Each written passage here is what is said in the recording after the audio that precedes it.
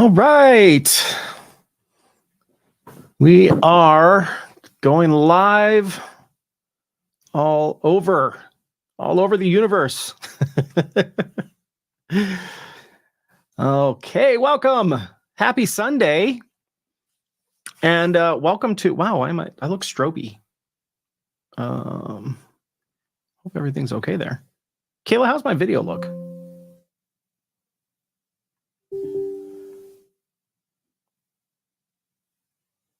Hopefully everything's okay. Okay, Kayla says it looks fine.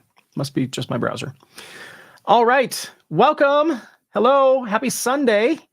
I'm excited. This is part 2 of our virtual book tour. We have this weekend launched our brand new NLP book, Mastery of the Mind, The Pathway to Empowerment. This book is number 1, a labor of love. This is myself and 18 other authors who have been, really putting our heart and soul into this for the last while, and putting together a really amazing book called Mastery of the Mind, The Pathway to Empowerment. This book is full of practical tips, tricks, inspiring stories, step-by-step processes, all kinds of wonderful stuff. And if you ask me, I think it's about time that an NLP book becomes the number 1 book on Amazon. And so that's what we're doing this weekend, is we are doing our virtual book launch. The book, again, is called Mastery of the Mind. If you are into NLP, neuro-linguistic programming, if you're into hypnosis, if you're into mindset, if you're into meditation, if you're just into wanting a better life, this book is for you. And so this book is on sale. We started the launch yesterday, but the launch event is today, May 5th, until 11:59 p.m. Pacific. And the reason I'm mentioning that time is that as long as you buy the book today before 11:59 p.m. Pacific, you're not just going to get the book. The book's only $6.15, by the way, and it's a fantastic book. And I know you're going to love it. By the way, if you're watching and you've already got a copy of the book, or if you've already purchased your copy, drop a comment. Let everyone else know that you got your order in. But if you buy today before 11:59 p.m., then we are going to give you, I don't know if you want to call this a reward or an ethical bribe, but we're going to give you $1,000 in gifts from all of the authors, right? All of us are experts in neuro-linguistic programming, hypnotherapy, psychology, energy work, health, and we've all come together to bring a message of empowerment, right? Which is that once you learn how to run your mind, your whole life changes. Everything in your life changes, and for the better. And so what we've done is we've all, as experts, put together a phenomenal package of gifts that include things like books, online courses, videos, even I'm giving away one of my courses that's worth $200, all kinds of great bonuses for anybody who helps us during the launch. Because our goal during this process is to put NLP on the map. I think NLP should be on the map. If you ask me, we need more people in the world right now learning NLP, knowing NLP, right? And working with their mind. And so we put together this book. Now, when you buy it, you're going to buy it through this website, masteryofthemindbook.com. The reason for that is because you could buy it on Amazon, but if you buy it on Amazon, you won't get the $1,000 of gifts, right? Amazon doesn't let us know who buys books. They keep that secret. So what you're going to do is you're going to come here to this website, masteryofthemindbook.com, and I will paste this into the comments. You're going to click on, and by the way, while you're here, you can read about the book, right? You can read about the authors. You can click to see the virtual book tour part 1 yesterday, where I interviewed the first 9 authors.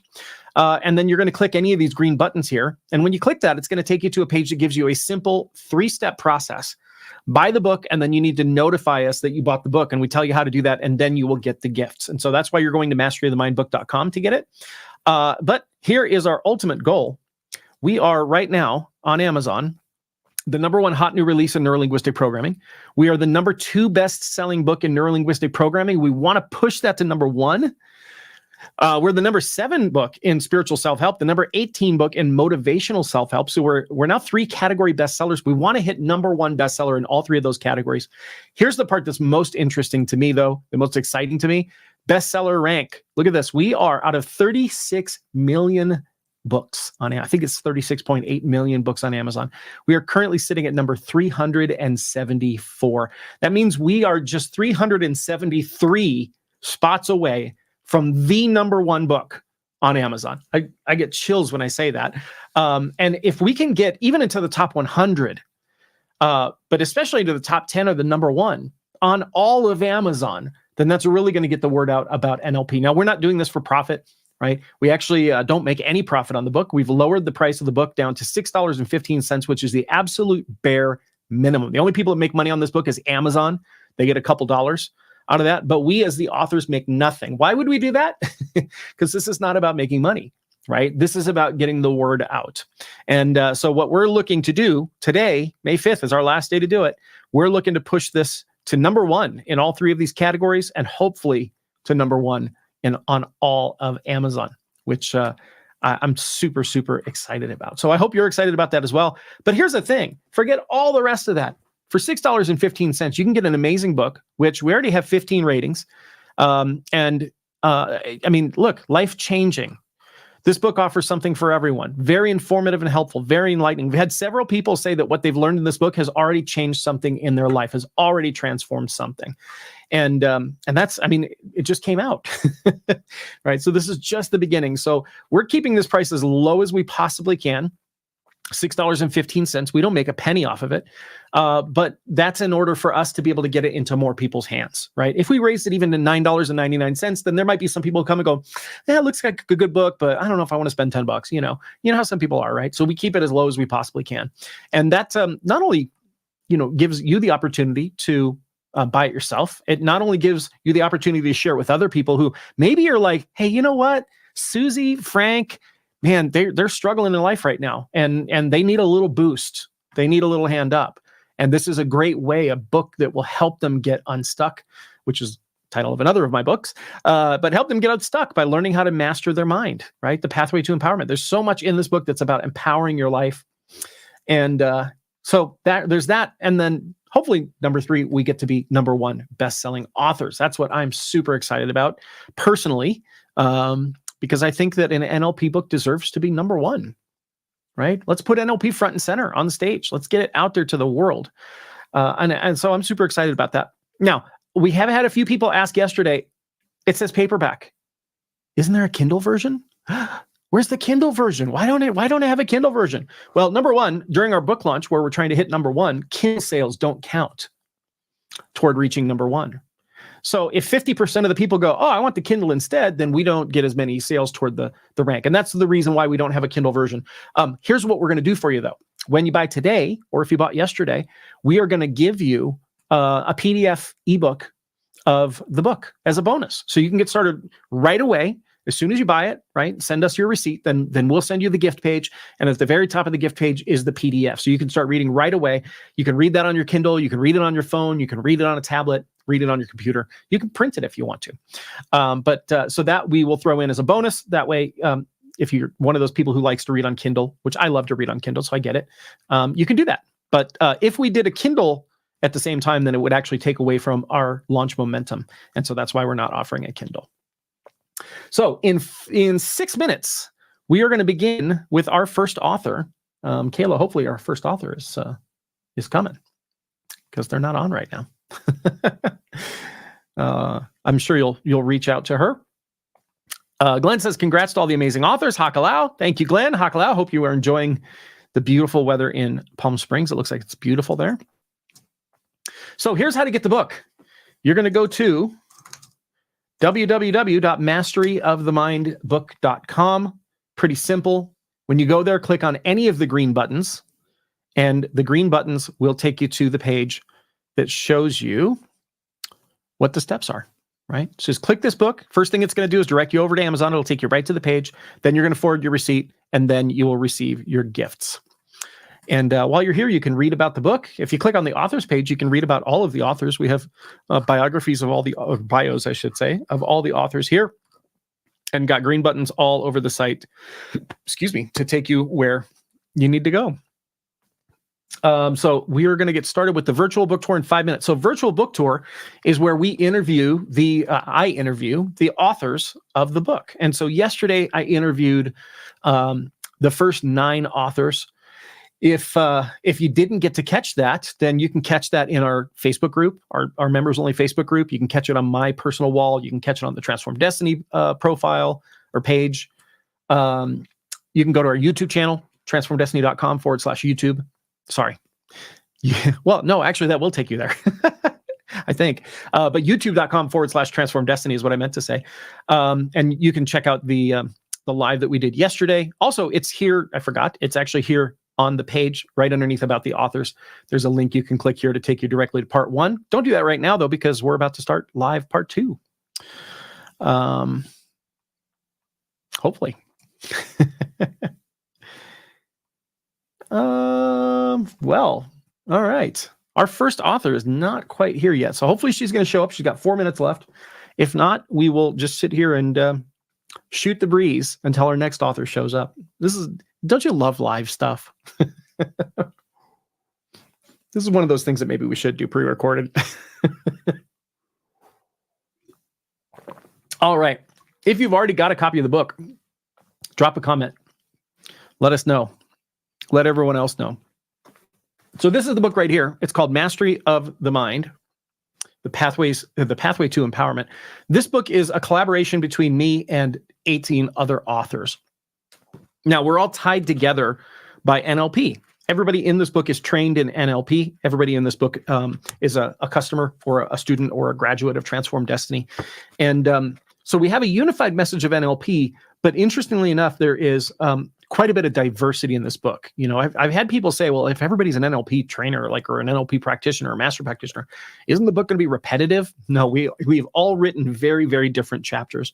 And the beauty is that, you know, while we all are trained in NLP, there is, there's always a life before NLP. I was a computer programmer before NLP. I was a business owner before NLP, right?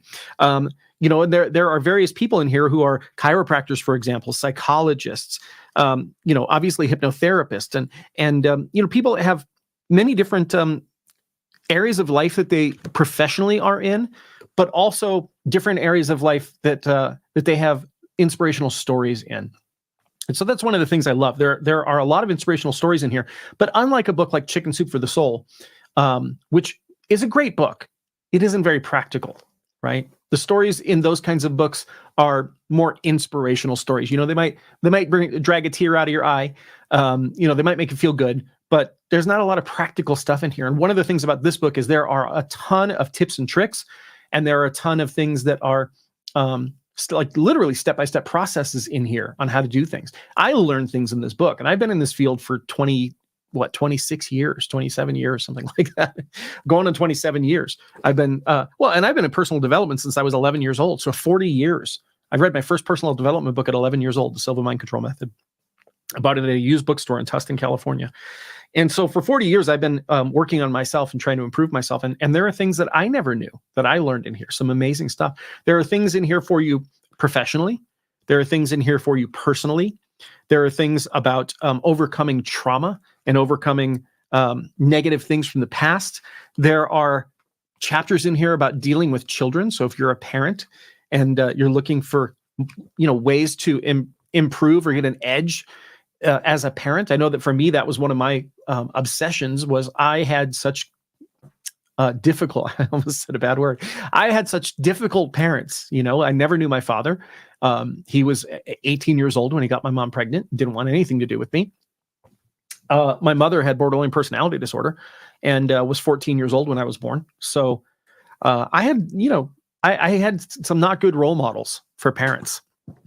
And I know for me, when I found out I was going to be a parent, it was one of those things where I was obsessed with not, recreating that pattern. And so I read all kinds of parenting books. I took parenting classes. I was like obsessed with how can I communicate better with my kids? How can I get them to listen to me? How can I inspire them? And of course, NLP was one of the best things that I ever learned to influence my kids at a young age. It looks like maybe we're not going to have. Yeah, it looks like maybe Kayla said she's been posting reels on her Facebook that she's live at 10 a.m. Pacific. So hopefully she will show up. But if not, we'll just sit here and chat. For those of you who've already gotten the book, because I know people who ordered early yesterday were already getting the book today.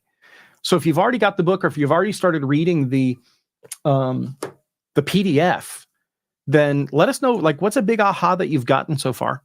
One of the things that I love is that we've already got some really early testimonials in here, some reviews.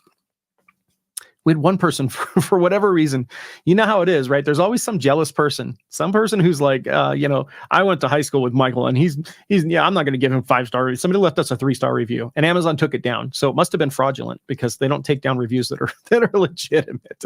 But all of our reviews, other than that, are good. We had one person that left a 4-star review, and it was a legitimate reason. I think this person stumbled across our book, and they were not familiar with NLP at all. They did not know what NLP was. And so they just said that they wished there was a little bit of a better introduction, kind of explaining what neurolinguistic programming is. Totally get that. Legitimate. That's a legitimate thing, but still gave the book 4 stars.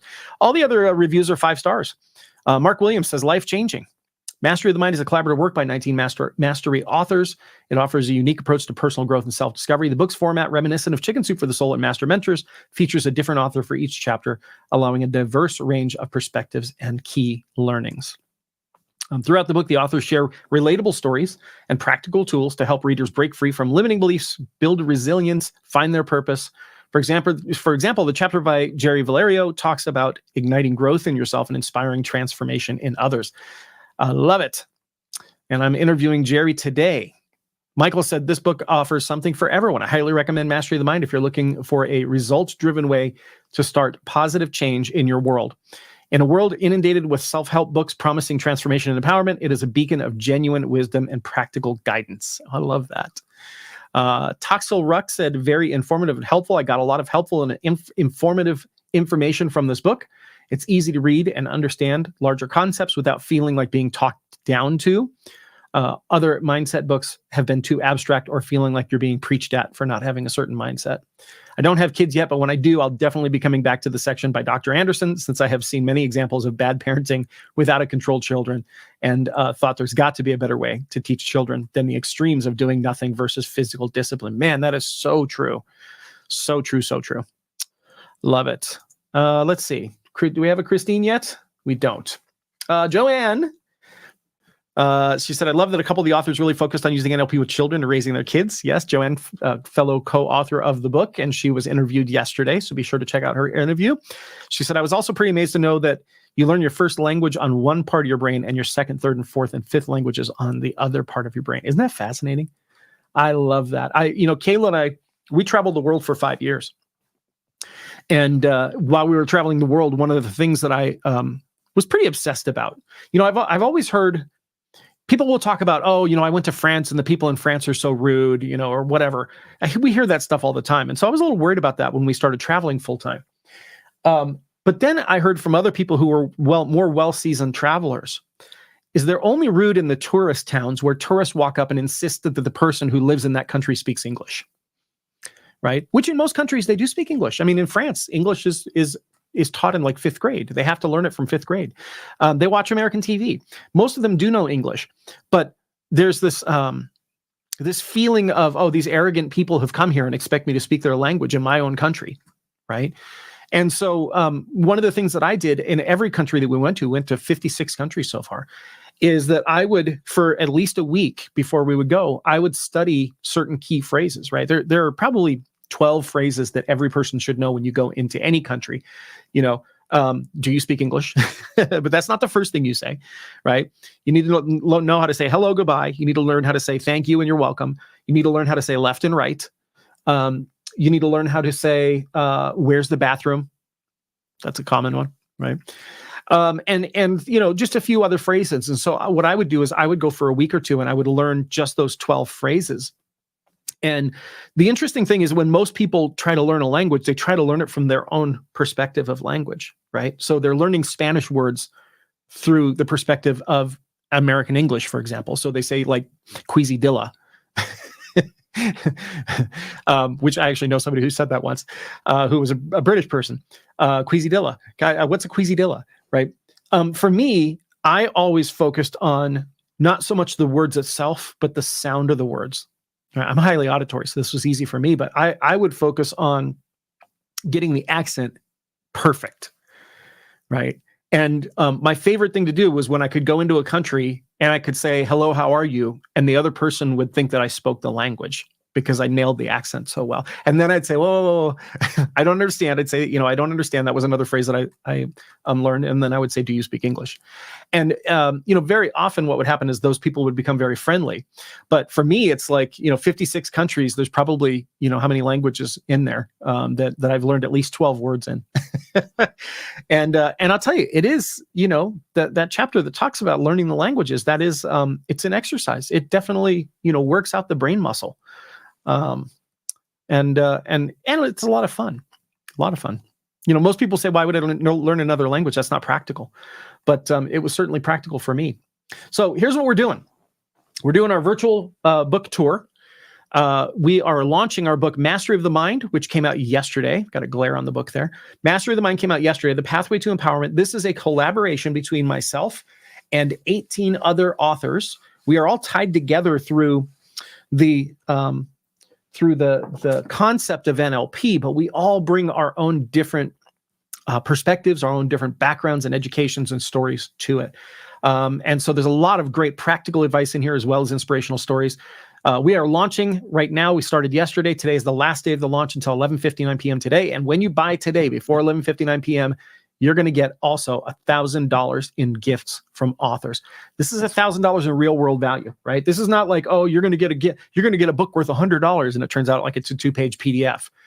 These are actual, valuable gifts that we as authors have put together. I'm giving away one of my courses that's worth $200. Even if you don't count any of the other 18 authors' gifts, for $6.15, you're going to get an amazing book and one of my courses worth $200 that I actually charge $200 for. Right. Why are we doing this? Well, we're doing this because number one, we want to put NLP on the map. We want to hopefully get an NLP book to number one on the bestseller list, which that's our goal today, and to really put NLP on the map and get it into as many hands as possible. So the way that you get the book is you go to www.masteryofthemindbook.com. When you go there, you're going to get to this site right here, which is our Mastery of the Mind site. You can read a little bit about the book. You can read a little bit about the authors. Later on, you can go back and watch the virtual book tour part 2 if you want to. And you can click any of these green buttons on the page to get it now. Now, we're selling it on Amazon, but make sure you go through masteryofthemindbook.com. That's the only way to get the $1,000 in gifts. Okay? You want to make sure that you do it there to get the $1,000 in gifts. And when you do that, there's a simple 3-step process. You'll buy the book on Amazon. You'll forward us your Amazon receipt proving that you bought the book, and then we will send you the gifts. So here is the book on Amazon. We've got 15 great reviews so far, 4.9 stars, almost all 5-star reviews. Wonderful, wonderful feedback on the book. It says here, this is interesting. Amazon is using AI generation from the text of customer reviews. Customers find the writing style very well written and informative. They also say the book is well worth their time and provides helpful personal growth information. Readers also appreciate the variety of real-life scenarios that connected the concepts being discussed to any. I guess AI didn't feel like finishing that sentence. But yes, it is a very practical book. That's one of the things I love about all the books that we write, which are collaboration books, is that we don't just put inspirational stories together. And there's nothing wrong with inspirational stories. I love them, right? But the inspirational stories, I think, need to be coupled with some practical tips. Because it's one thing for me to go, hey, my life used to be a mess, but now my life is awesome. And maybe you got a tear coming down your face, but then you're like, but my life's a mess. What do I do? Right? And that's one of the things I love about our books is that they're very practical. Mike said, yeah, that was one of my favorite chapters. I love it. So what you're going to do is you're going to go to masteryofthemindbook.com. And that's where you're going to be able to get it. And for whatever reason,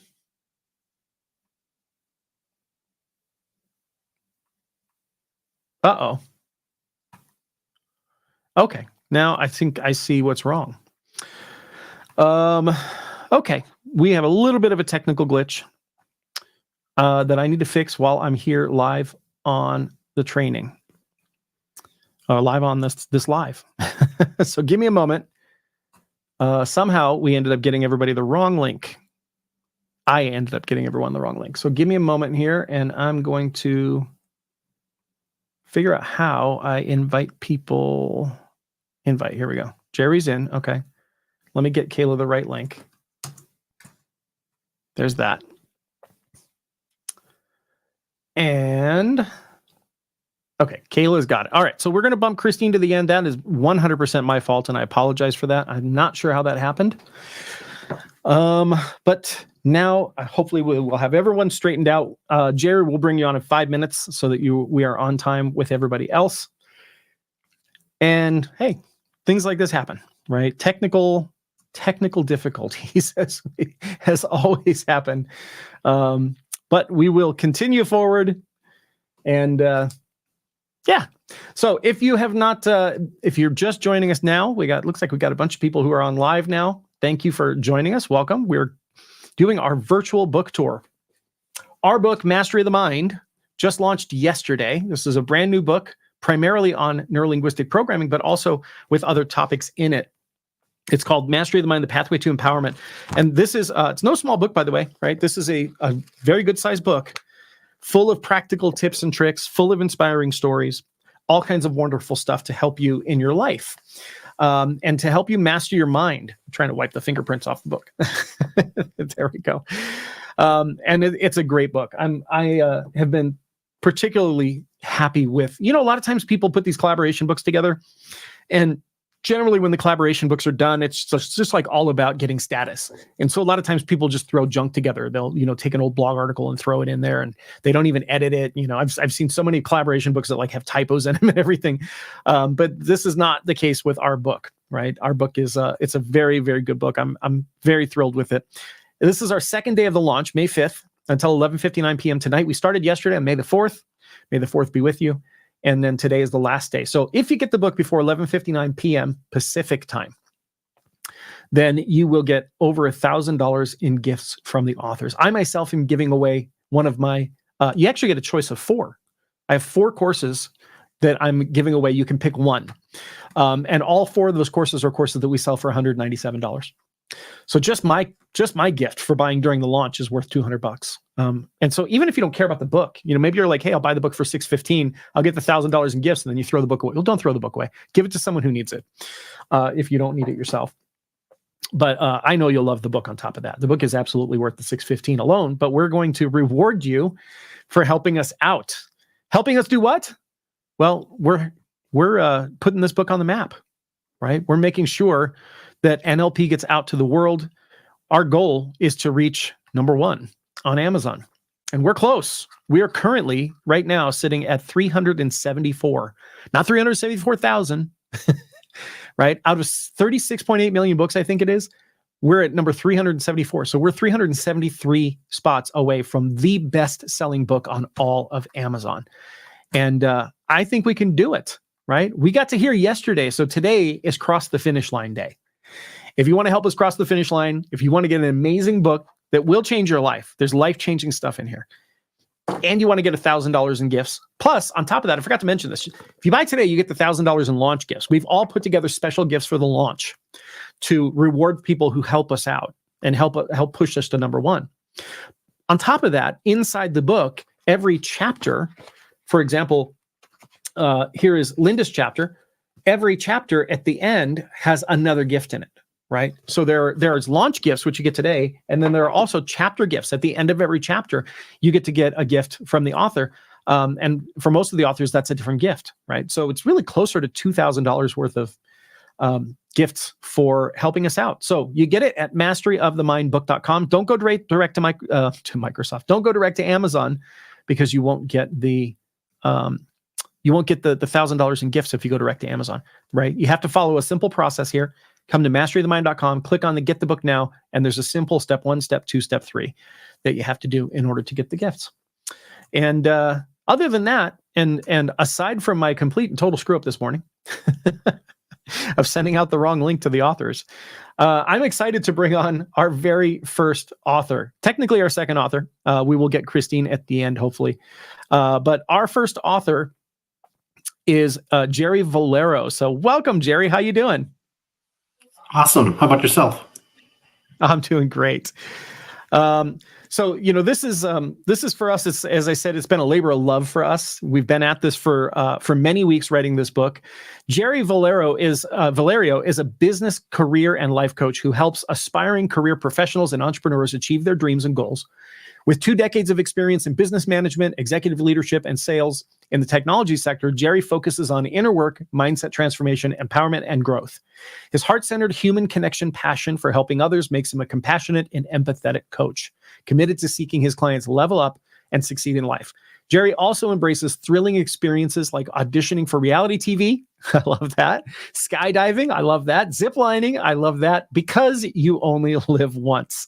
So in this thought-provoking chapter, Jerry Valerio explores the concept of personal growth and transformation, emphasizing the importance of self-awareness, embracing challenges, and cultivating a lifelong love of learning. He offers practical tools and insights to help readers ignite your own growth and inspire transformation in others, ultimately fostering a community united in self-improvement. So, Jerry, share with us what inspired you to write this chapter. So the chapter is a reflection of my journey over the past year. Being in the tech sector, I was among the many that faced what was going on, which is a layoff.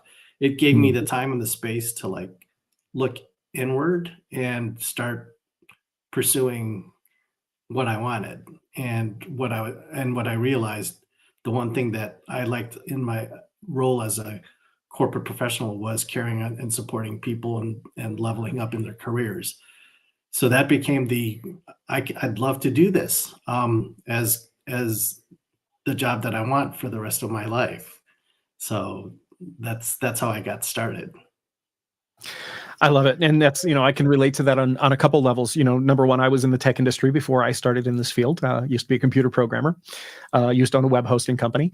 But number two, we had, I had somebody who I worked with when I was a computer programmer, got laid off after 34 years at the same company as a programmer, got laid off. And after 4 months of not being able to find a job in the tech sector, as we all know how that sector went during COVID, ultimately ended his life.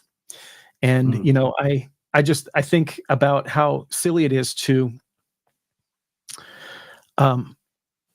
value a job that much, right? And I wish we could have gotten this book in his hands before that happened. The tech industry took it really, really hard during COVID. So I love one of your tips in particular, which is to offer encouragement and support to others. Some people might be thinking, how does supporting other people help me master my mind? What would you say to them?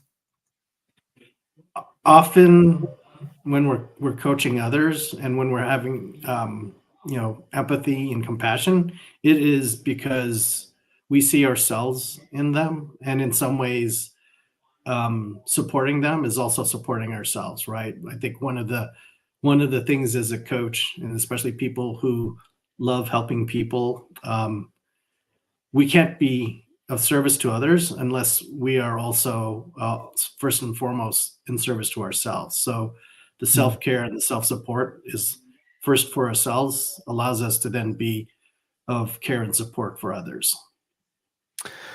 It's, and they always say, when you're in the airplane and the cabin pressure drops and those masks drop out of the ceiling, what do? You have to put the mask on yourself first. If you try to assist one other person, you're lucky if you can get the mask on their face. And you probably won't, because, once that cabin pressure drops, there's so little oxygen. You're lucky if you can get the mask on one other person. But if you get the mask on yourself, you can help as many people as you can reach. Yeah. And that's so important, right? So how do you balance the importance of self-awareness and inner exploration with the needs to take action and make tangible progress in personal development?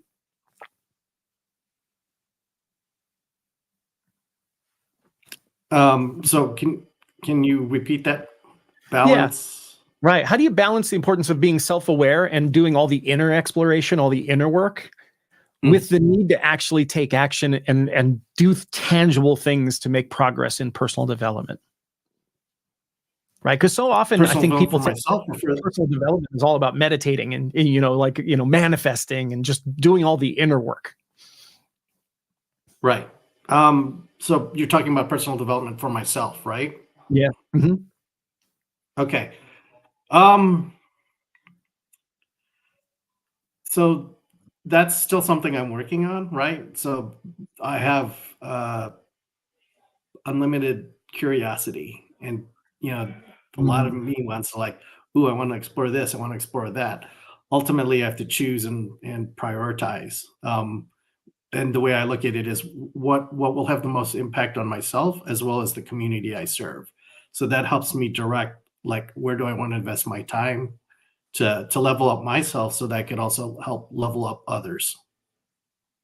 I think that's so important, because very often the idea of even manifestation, right? There's so many people talking about manifestation these days, and it's all about doing that inner work, meditating, focusing on what you want, and it does seem very.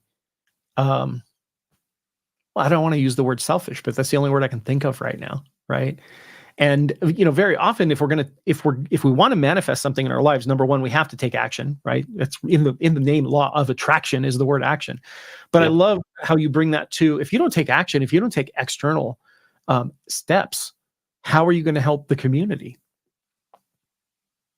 And that's so important.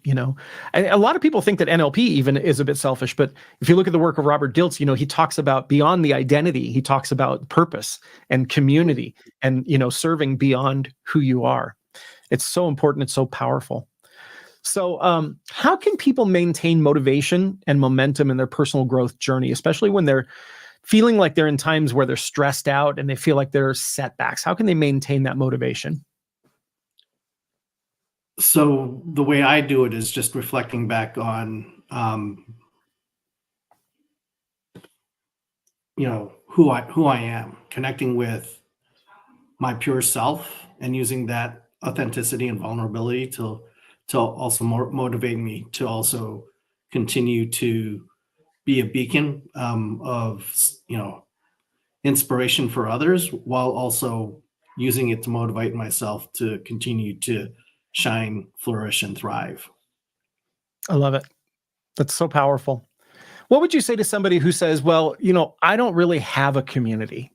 Because, here's the thing is there's the part about you doing something that helps the community, right? And that's so fulfilling and it is a source of motivation. But then the community also fulfills you, right? Yep. There's that cycle of, and this is one of the reasons why Kayla and I, we're always in masterminds, no matter, where we are, no matter what we do, we drop everything to go to masterminds. And one of the reasons for that is because the community is so powerful. The community is so tight. And while I rarely ask for things from my masterminds, I give to my masterminds because then the mastermind fulfills me, right? The community fulfills me back. And so, having myself grown up as a shy person, which I'm no longer shy, but I was shy when I was younger, and also an introvert, I struggled with finding communities. Um, what would you say to somebody who says, this all sounds great, but I don't have a community? I would challenge them to say, well, what are you curious about? For me, it's like whatever I'm curious about. Okay, can I find someone out there with that same curiosity? Right? Mm. Places like Meetup or social groups or professional groups. There's a community out there because you either have a hobby or an interest or a job for which there's some organization out there. It could also be other organizations that you're already a part of that maybe you don't look at it a community, but maybe you can. So places of faith. Um, Maybe you're part of organizations like Chamber of Commerce, or uh, you find organizations that help you network. So those are all communities, even if you didn't think about it, that you can go to. Like, well, let me find people I can connect with that are kindred spirits. I love that. I've often suggested that to people before. Like, for example, there's a community that's always open, which is generally religion, right? And people go like, yeah, but I'm not religious. I don't subscribe to. Well, find a non-denominational church. Find a place like I used to go to Agape in California with Reverend Dr. Michael Beckwith, and non-denominational, no one particular religion, but man, the community there is so amazing, and it's one of those places that's uplifting, right? So I think this. yeah, Go you ahead. bring up a good point. Religion is also spirituality. So spirituality is your own journey and relationship with God, the universe, the greater power. Mhm. And there are a lot of people out there that will share in your spirituality, who are on the same path or journey looking for purpose, or who am I, or what is my power. Yeah, I love it. So in your chapter, you mentioned the importance of lifelong learning. So how do you personally approach learning new skills or subject? I love that the word curiosity has come up several times now. So dive into that a little bit. So when I find something that intrigues me, I tend to, as a coach of mine said, is like, once something interests you, you like research the hell out of it. But more importantly, he says, that's knowledge. Go find the experience that's going to give you the actual practical application of your curiosity. So, find communities, find places where you can get that, either through connection and hearing others, or you can also go the traditional route of your own self-directed learning. There's certainly a lot of resources out there to help these days, right? Like podcasts, YouTube, audiobooks, definitely unlimited number of places to fill your curiosity cup. Yeah, I love it. I read a book years ago, and people can buy this book while they're at Amazon getting masteryofthemind.com. We're getting it through our website at masteryofthemindbook.com. I read a book years ago that was called Dang, Why Didn't I Write That? And this was actually a foundational book for me because, I had written one book already, but, I hadn't really thought about extending that and writing other books. And the whole idea of the book was that this guy was a professional writer. He got paid up to $100,000 to write books for other people. And his whole thing was that anybody can become an expert in anything. Mm-hmm. And at that time, he said 4 months. He said, if you go to the library every day for 4 months and you read every book that there is on a certain topic, you will be an expert in that topic at the end of 4 months. Well, this book was written back in 2000. Today, I think it's more like 4 weeks, 3 to 4 weeks. We have so many resources and just YouTube. You could literally get a college level education on YouTube in like a very short amount of time just by cramming YouTube videos all day long, and I think, most people don't think about that. They don't realize that it's so important to be curious in life. And, I have dealt with a lot of people through my seminars and things like that come to me and they're like, I'm 40 years old and I'm still working at Starbucks or whatever, and nothing against Starbucks, but, I feel like my life hasn't advanced in the last 20 years. And my first question that I ask them is, what have you learned in the last 20 years? And it's amazing that so many people will say, I don't learn.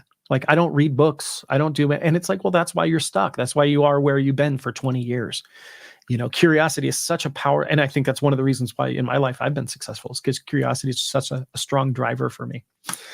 I love it. All right. We are here for our book launch, Mastery of the Mind. You can get this book today. And when you order today, May 5th by 11:59 p.m., you're going to get over $1,000 in gifts from Jerry, from me, from all the other authors. We've all put together a great package of gifts to reward you for helping us during our book launch. And here is where you get it, masteryofthemindbook.com. Masteryofthemindbook.com.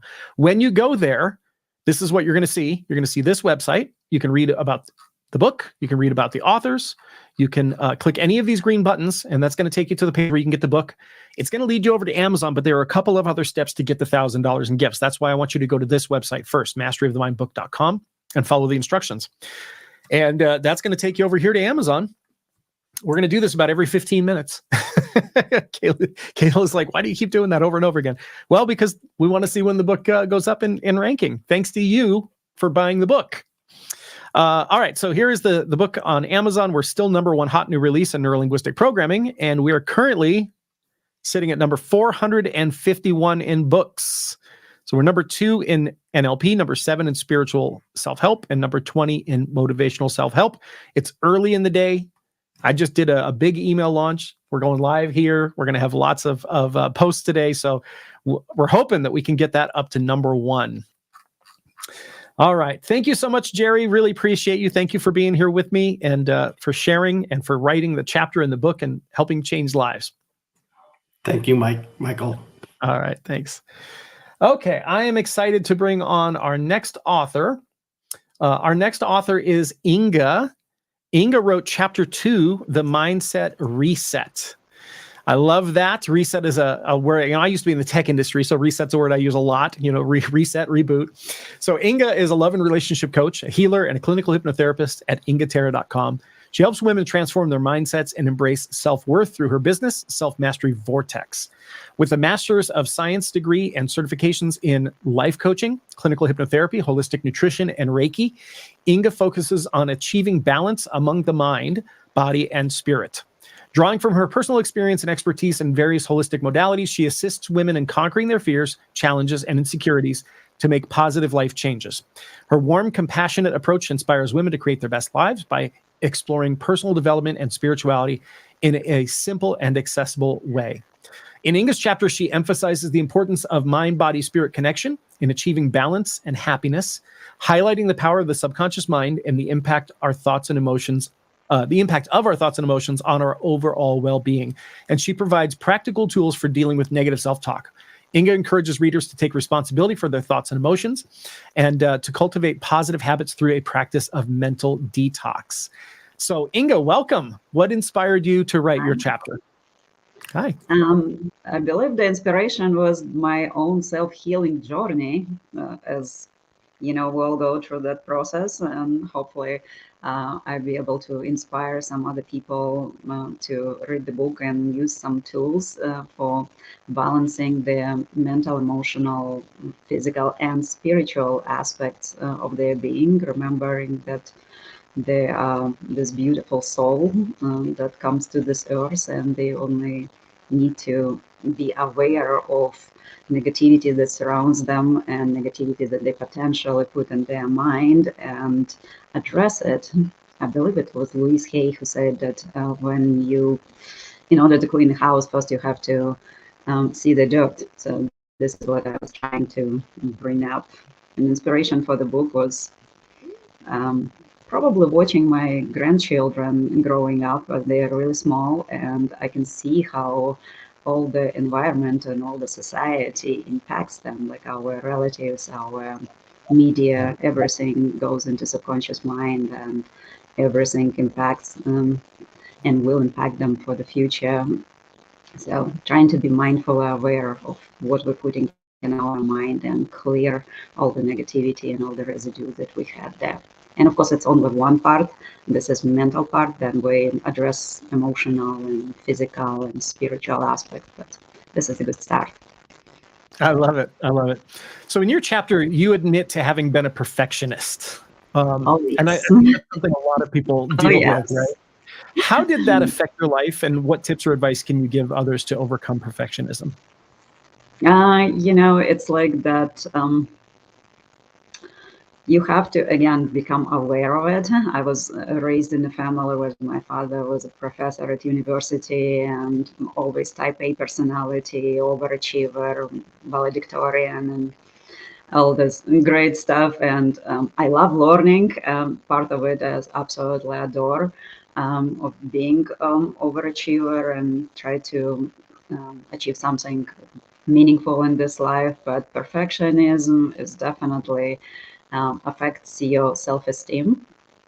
If you are not, you are constantly judging yourself. If you're not perfect in your own mind, it affects how you behave with other people. It affects your self-perception, self-worth, self-esteem, as I said. So yeah, it's been work in progress. I have to constantly remind myself that I have to stop judging myself, and if we cannot forgive ourselves, like how we can expect somebody else to forgive us. And like I believe it was Alexander Pope that said to err is human, to forgive is divine, something like that. The quote. So I love that. Yeah, I think there's an epidemic of perfectionism right now. I think the last at least the last couple generations, maybe not the most recent, but the generations that we went through. I'm a Gen Xer. Our parents thought the way to change our behavior was to shame us.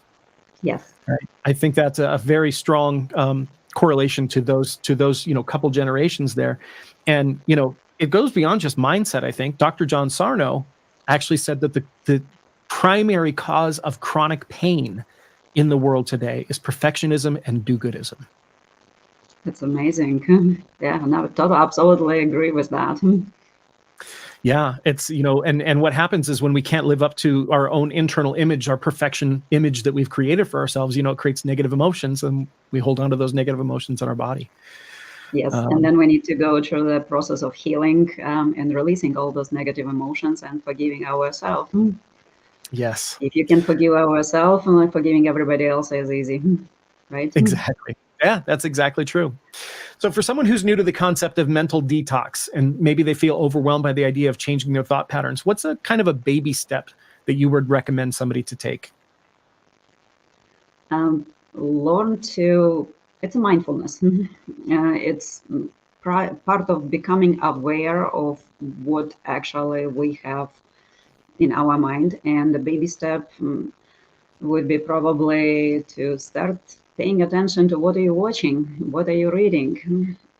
There is a media, there is that constantly affecting us. We're going, but habitually we're going on Facebook, we're going on TV, we're watching the news. I know the people who turn on TV channel and running the news on the background like day and night. It's a horror show. And unfortunately, this society affects us. Like this society is programmed to operate through fear, and all this negativity goes straight into your subconscious mind. You know how subconscious mind operates. It saves everything that it ever experienced.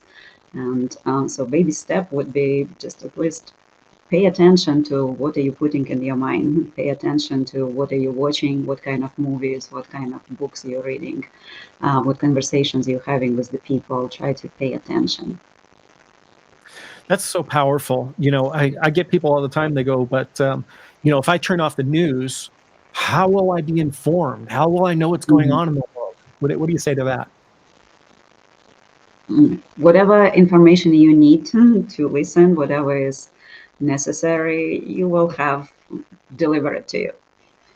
Trust the universe. And again, what you concentrating on when you sending your attention will be delivered to you. This is the power of positive thinking. And so operating through fear is bring more fear in your life.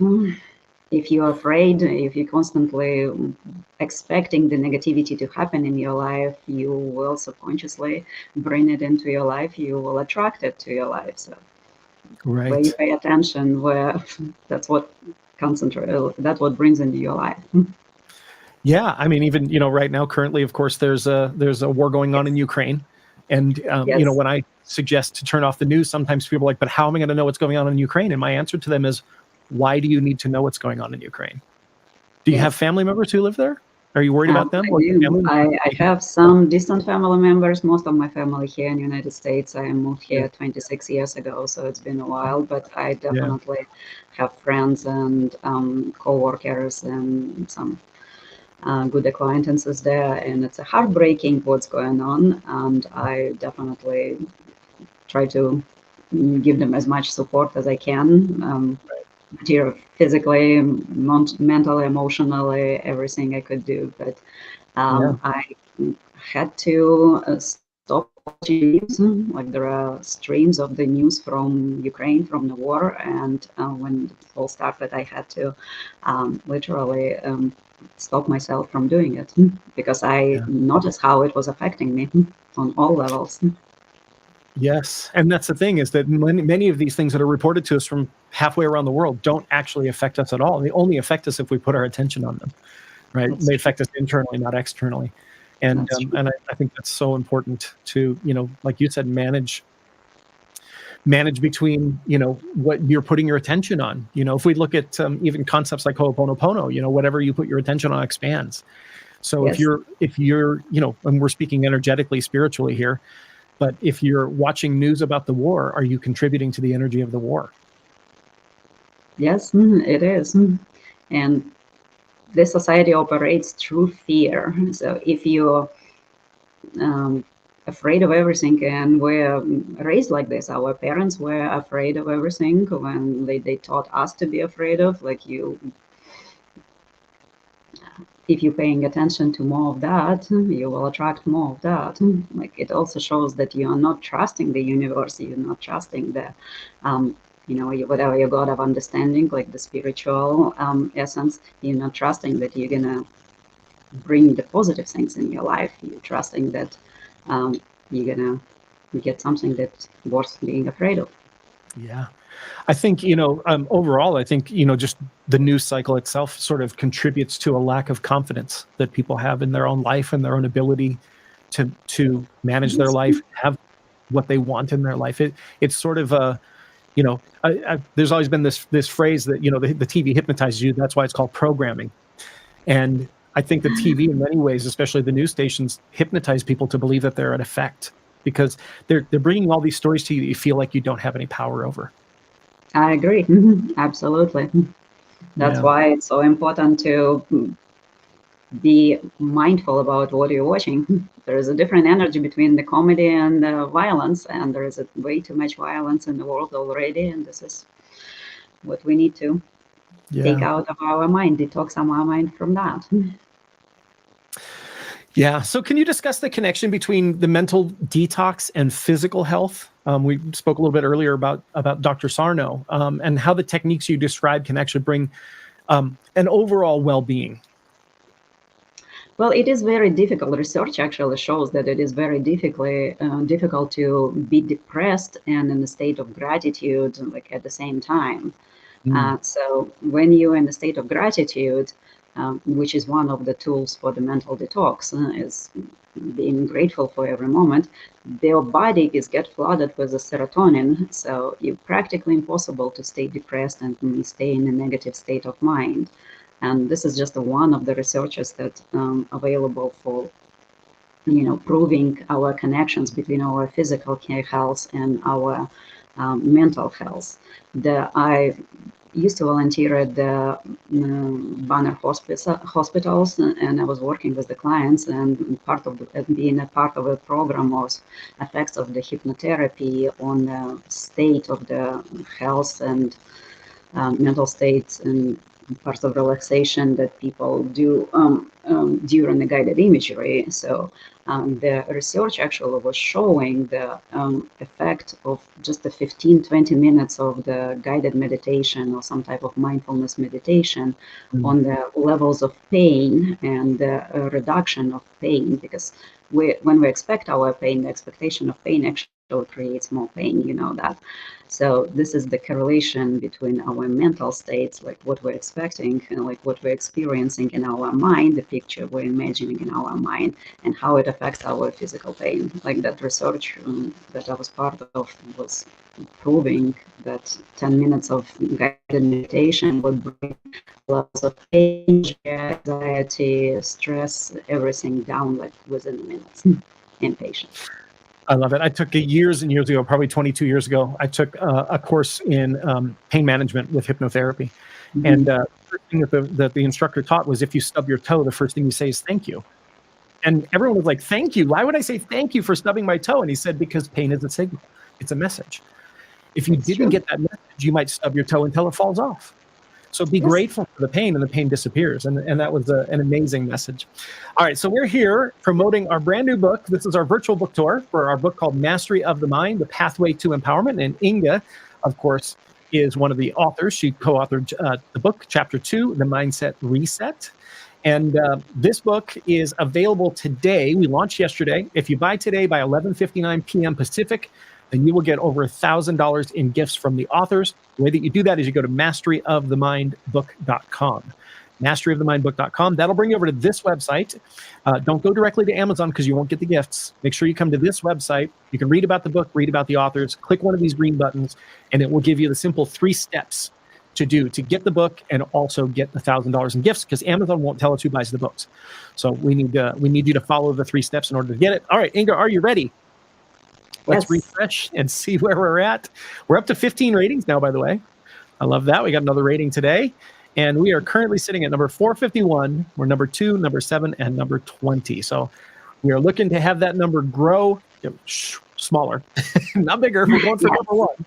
So we're looking for it to shrink actually in the next few hours. So thank you so much, Inga. Thank you for spending time with me, for contributing to the book. And really Thank you so appreciate much, you. Michael. Thank you. All right. Now we are going back to our very first author who I messed up. And I'm so sorry about that, Christine. You're probably back there going, what the heck is happening? Well, Michael, it is all just part of what we're talking about here. It's all about mastery of the mind and mindset. And I could have gotten mad. I could have gotten upset. I could have said, forget it.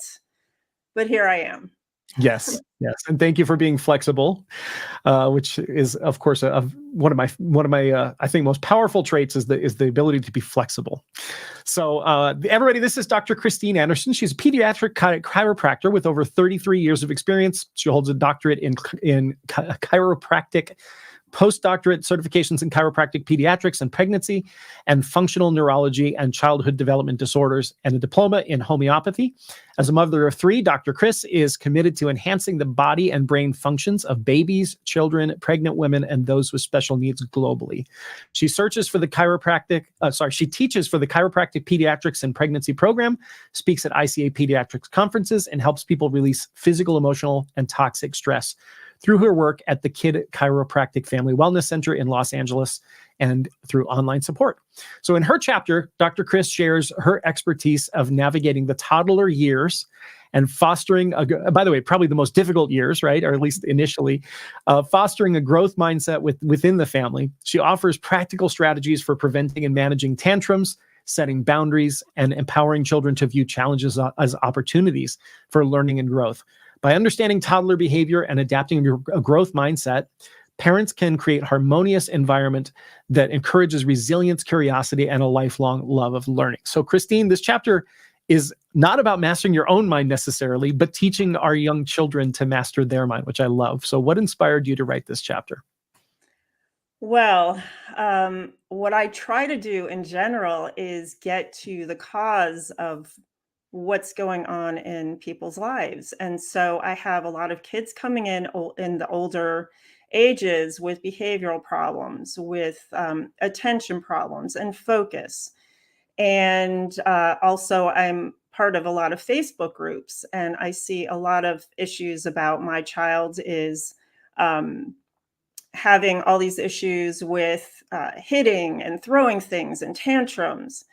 And so when I was deciding on what to write about, which there's a plethora of things I could have, I said, let's talk about the toddler years, because this is really the best stage to catch these things and set the stage for further on in their life, so that you don't have to go and necessarily, hopefully we're thwarting any problems that are going to be occurring later on by starting things off at the foundational level in those toddler years. That's it's so powerful. I think a lot of times parents misunderstand that, when the toddler years are happening, that they're going through a growth phase, right? And the toddlers are actually exactly where they're supposed to be. But so often parents get frustrated with their toddlers. They've gone from being this little bundle of joy that just coos to, then they do all the cool things. They're walking for the first time. Now they have a personality. And then all of a sudden it's like, where did this little vicious monster come from? Who's, throwing tantrums and always asserting they're trying to assert authority and all these things. And a lot of times, I distinctly remember a memory when I was probably 3 or 4 years old, where I remember my mom's behavior switching from sort of a loving behavior to now I'm always in trouble and feeling like my mom didn't love me, right? Because there was this reaction to these behaviors that I was doing that were totally normal, natural behaviors for a child. But in my mom's frustration, she would react to those. How do you think that affects a baby's brain, when receiving that such negative reinforcement for what parents call negative behaviors? Well, as you know, Michael, our unconscious beliefs, all the things that happen to us early on, really set the stage for what we do later on. So we act from most of this unconscious level. Really, it's a high percentage. And so we do things that we don't even know where it came from. and it stems back to that critical period of time in our early years. And so this really can affect our whole lives, and we don't even know it. Yeah, it's I read a book recently, and I can't remember the name of it, but one of the things that it talked about was childhood trauma, and how childhood trauma affects us, and things that we may not even think are traumatic, especially from young years. A 2-year-old obviously will think that something is a lot more traumatic than maybe a 20-year-old would in the same situation. And I think that leaves lasting effects. So talk about the importance of boundaries with toddlers, which is an age where, a lot of parents completely lack boundaries, and they say things like, oh, they're just children, or they even say, isn't that so cute, to behaviors that won't be useful or appropriate down the line. Right. Well, this is the whole time where you're teaching your children what's appropriate, what's not appropriate, what you expect them to do. And I even do this in my office naturally. When they come in, I show them the areas that are green light. No problem, go there. Here's this area with toys. Here's this area with toys. Mm-hmm. And if they stray towards an area that they're not supposed to be in, I'm like, where are the toys that you can play with? And they'll turn around and they'll go right for them. So I've redirected them. So you have to be clear on what you expect from them. That's number one, set boundaries that are super clear so that they know exactly what's expected of them. And then you can, if they're really young, you just redirect them. And as they get older, you can explain to them that if they keep going past those boundaries, there's going to be a consequence. And then you follow up with that. But you have to be clear ahead of time. It has to be related to what they're doing going out of bounds. You can't just pick some random thing. And so then when that happens, then they know, okay, when this occurs, if I go past this boundary, there's going to be something that is going to be happening. You can't just laugh it off. And I've seen this happen in my office too, where parents will do that. And I'm like, you didn't just laugh. I'm like, here's your opportunity. So I do call parents on their stuff, especially if it's in my face, because that's the time to help them help their child. And really it's helping the whole family have harmony. Yeah. And this is something, when I coach parents, one of the things that I talk about is inconsistent boundaries, where the boundaries are based on the parent's mood, right? If I'm in a good mood, then Johnny gets ice cream. If I'm in a bad mood, he doesn't get ice cream. And, I talk to parents about how that inconsistency at a young age confuses children. And then at an older age, they use that as manipulation. Yeah. Absolutely. Yeah. So for parents who may be struggling to remain calm during their child's tantrums, what kind of advice or techniques would you recommend for them to manage their own emotions? Well, that's just it, isn't it?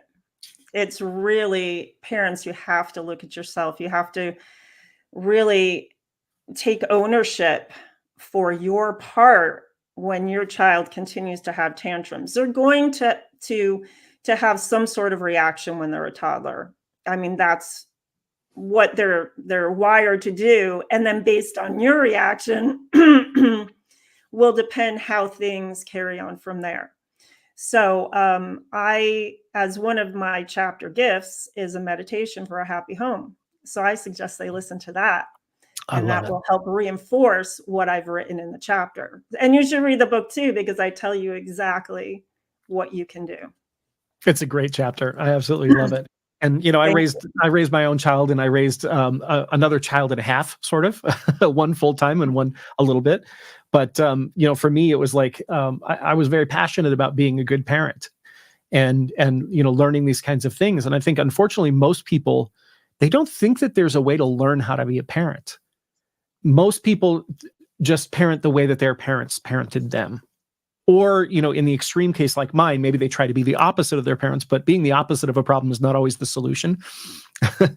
So, what would you say in terms of, other than your chapter? Obviously, everyone's going to buy the book and read your chapter, right? But what are some other ways that people can really learn to be good parents? Well, first you have to know what you want. A lot of parents will be like, well, I don't want my child doing this and I don't want my child doing that. So really sit down and think about what kind of parent you want to be. Um, I kind of had this happen to me. I have 3 children, and my second one, I used to call him Danger Boy because out of the gate, I mean, he was climbing ladders before he could walk. And so I had to sit down for a second and go, okay, what kind of parent am I going to be? And am I going to be the helicopter Mhm. that is following him around, worried that something is going to happen? Or am I going to just be like, okay, I'm going to be able to do whatever I can to keep him safe. And I'm just going to have to trust that that's what's going to work. And give him safe places to do dangerous things, sort of thing, so he Yeah. can explore and grow. And because if I did hover and like and no, don't do that, you might get hurt. Well, Mhm. that's going to then affect him and his curiosity and growth and development. So you have to really sit down and go, okay, what do I want? What kind of parent do I want to be? What do I want to foster in my children? You have to know this first. Yeah. And then you can sit down and think then backwards, well, how can I get there? And I think this chapter is a really good place. And if you don't know, keep searching for those things. There's so much information out there, and I'll be having more um, things out there, courses, books, continuing with this theme, especially in those times that are transitions, i.e., the teen years, Yeah.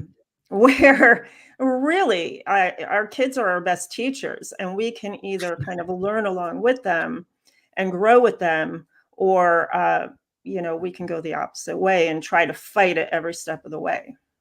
Yeah, I love it. So we have a couple of minutes left. You mentioned something in your chapter I love called oops moments, OOPS. What are those moments and why are they useful? Yeah, those outstanding opportunities presenting as what are they presenting as? No, I forgot. Oh my God. Woo. Well, just So describe the there's an moment. oops moment right there. Yeah. Read the book, and I don't know why it's going out of my head, but in other words, you can either have an oops moment where you go, oh, I made this mistake and Mhm. it's ruined and forget it. It's the end. Or you Yeah. can look at it as an opportunity presenting to springboard something else, to be Yeah. creative in something else, a challenge to overcome or an obstacle. And just kind of going with it and going with the flow. Why did that occur? You can even Mhm. meditate on it, like, wow, where did that come from? Why is that occurring? What's going on with me? Mhm. And learning from it and growing from it, going towards that growth mindset versus it's the end of the world, forget it, I'm never doing that, it's stupid, all Mhm. those negative things that can come into your head. Right. And it's, I just love that you had the word opportunity in there because that's what everything with your child is an opportunity. And a lot of times people will label their kids as bad kids or label the behavior as bad behavior. But what people have to realize is that all of our behavior is geared toward adaptation, right? Kids, when they're in a situation where they want something, they will try everything they can think of to get it. It doesn't mean they're bad kids. It's what they're supposed to do at that age, right? And whatever works for them, they will continue to do. So if you allow your child to throw a tantrum and you give in and you give them that thing, then the tantrum is going to come again, right? And I think a lot Yeah. of times we, rather than labeling these things as bad, it's like, okay, here's an opportunity for me to correct. Here's an opportunity for me to grow as a parent, to learn how to set better boundaries. Yeah. Funny story. My daughter was 7 and Mhm. she never really had tantrums, no reason to. But she threw a tantrum in a store. I think it was like Pick and Save or something. It's crazy. And the thing she wanted I was like, what the heck? So I just continued. We got in the car. I was like, all right, what was that about? And she said, well, a friend of mine told me if I pitched a fit, I would get what I wanted. I'm like, yeah, bad advice. Let's talk about what you could have done instead. Like, it's not going to work here. I love it. All right. Well, Christine, thank you so much. We're here with our book launch, Mastery of the Mind. You can get the book at masteryofthemindbook.com, where if you buy today by 11:59 p.m., then you are going to get over $1,000 in gifts that I and Christine and all of the other authors have put together. These are gifts of real value, and I know you're going to love it. So thank you so much, Christine. Appreciate it. Yeah. All right. And next, I'm excited to have our next author, which is Linda Guerra. Hi, Linda. Welcome. Hello. How are you, Michael? I'm good. How are you? Very good. Thank you. I love it. So Linda wrote chapter 3, NLP Role Models for Effective Parenting. And Linda Lee Campbell Guerra is a master hypnotherapist, NLP practitioner, trainer, and success coach with over 7 years of experience helping successful career women navigate significant life changes. With certifications from Transform Destiny, Linda guides her clients through personal growth, shedding old narratives and negative emotions. Her compassionate, customized approach and dedication to seeing others thrive have earned her a reputation for effective coaching at New Me Transformation. Linda's warm, empathetic nature and expertise make her a trusted ally in the quest for self-improvement.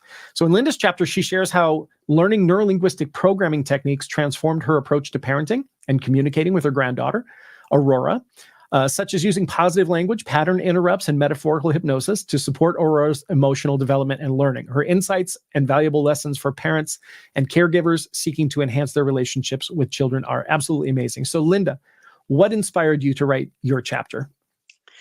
I think the inspiration came, I was in a master practitioner class and I got word that my granddaughter's surgery was scheduled. And we'd been waiting almost a year for the surgery. And I knew that my experience as a child, I was in and out of the hospital until I was about 8 or 9 years old with asthma. And I'd had a really bad experience in the hospital myself when I was very young and had abandonment issues. And I didn't want that to happen to her. So I kind of asked around, and I think you even gave me some feedback that I should try to metaphorical hypnosis, just tell her a story. And so that's what I did. And I noticed within the 2 weeks after the surgery, first of all, the surgery went really well, and she never complained about anything. It was amazing, actually. And then after 2 weeks later, when we said it's time to go back to the doctor, there was no hesitation, nothing. Came into the office, little table, let him look at her mouth. And that really helped me see that it really worked. It really worked for her. And that it was almost like a non-event, which is really what I was hoping for. And that and then I started looking back at the other things I had been doing with her, and that inspired me to write the chapter. I love it. One of the things that you talk about in your chapter is really one of the first things that I learned with my kids, which is to use positive suggestive language. Yep. Talk about that a little bit and how parents can use positive suggestive language with their children. So one of the things I really started watching was the word don't. Don't spill the milk. Don't run. And, understanding that the unconscious mind doesn't really register the word don't. I knew that they were really hearing run and spill the milk. So I started, taking that out of my language and using phrases that were more positive about, well, make sure that you watch your glass on the table, or be more careful when you lift your glass. Things like that would help her really get the message more clear, instead of don't do this and don't do that. I mean, and I will say, as a grandparent and with all of the previous training I got as a role model from my parents, that's hard to break, and I still work on it on a daily basis. But it's like last night I caught, it wasn't me, but I caught somebody else, saying, don't do this and don't do that. And so now when you start doing that, you really start to hear yourself, and you start to even hear others when they use it. And you see the reaction of the child, which is different than when you say things like, Yes. hey, let's walk slowly. Mm-hmm. Yeah, it's so powerful. I started using, my kids were 3 and 5 when I first got into hypnosis.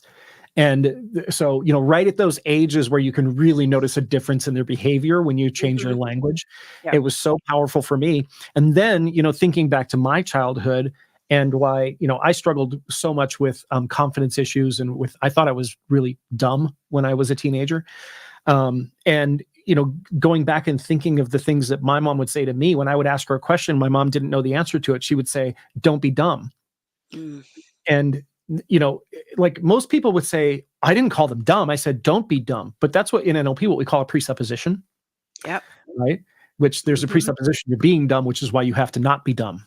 Yep. And so it's really important to think about not just the behavior language that you say to them, but also the identity language. Yep. Very, very powerful language to use with your kids.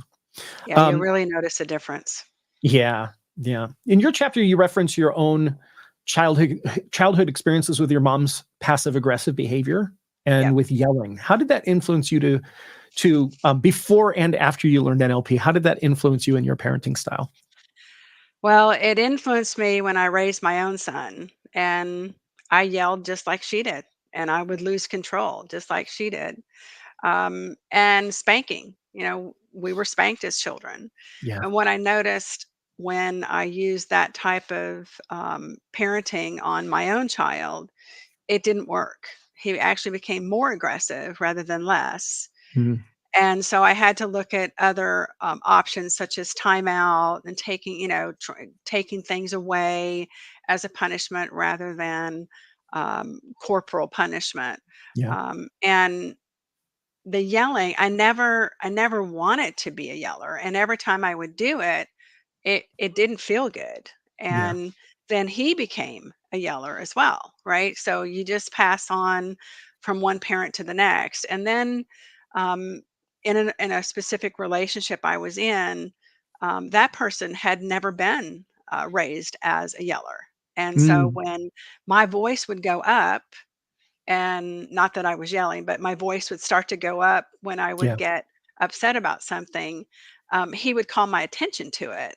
Mm, And once my attention was called to it, I went, wait a minute, I can shift this. And so I was able to shift that for the most part. But some of the other things like abandonment and things like that was still there. And that's when I took NLP and was able to let go of those type of things, and also the anger and stuff, even around the fact that I was a parent. I parented like that.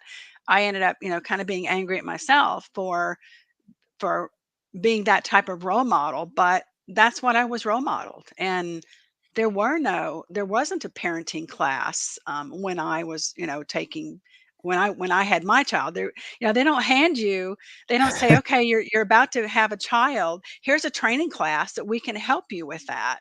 right. There's nothing like that, right? If So it's only. basically whatever your parents taught you. Yeah. And that's, it becomes so ingrained. And, it's one of the things that I talk about with parents. People will ask me, well, what do you think about spanking? And I think there's a time and a place for it, especially when kids are pre-verbal. And sometimes you have to create an anchor. Yep. Don't touch a hot stove or something like Yep. that. Don't run out in front of a car. But the older children get, the more I think you're just telling them that physicality is a solution to problems. Yep. Agreed. And, one of the things that I learned early on in my parenting was that, children will not listen to what you say. They watch what you do. They model what you do as a person. And Yep. yeah, so it's definitely something to think about, especially if you didn't like the way that your parent parented you, Yep. which was the case with me. So one of the things you mentioned in the book is a concept from NLP called pattern interrupting. And can you share a little bit about what a pattern interrupt is, and maybe a specific instance where you used pattern interrupts to help navigate a challenging situation?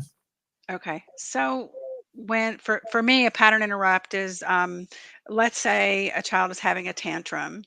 Um, you use different ways to distract them from the actual event that's happening. And I would do that with Aurora. She would have her temper tantrums.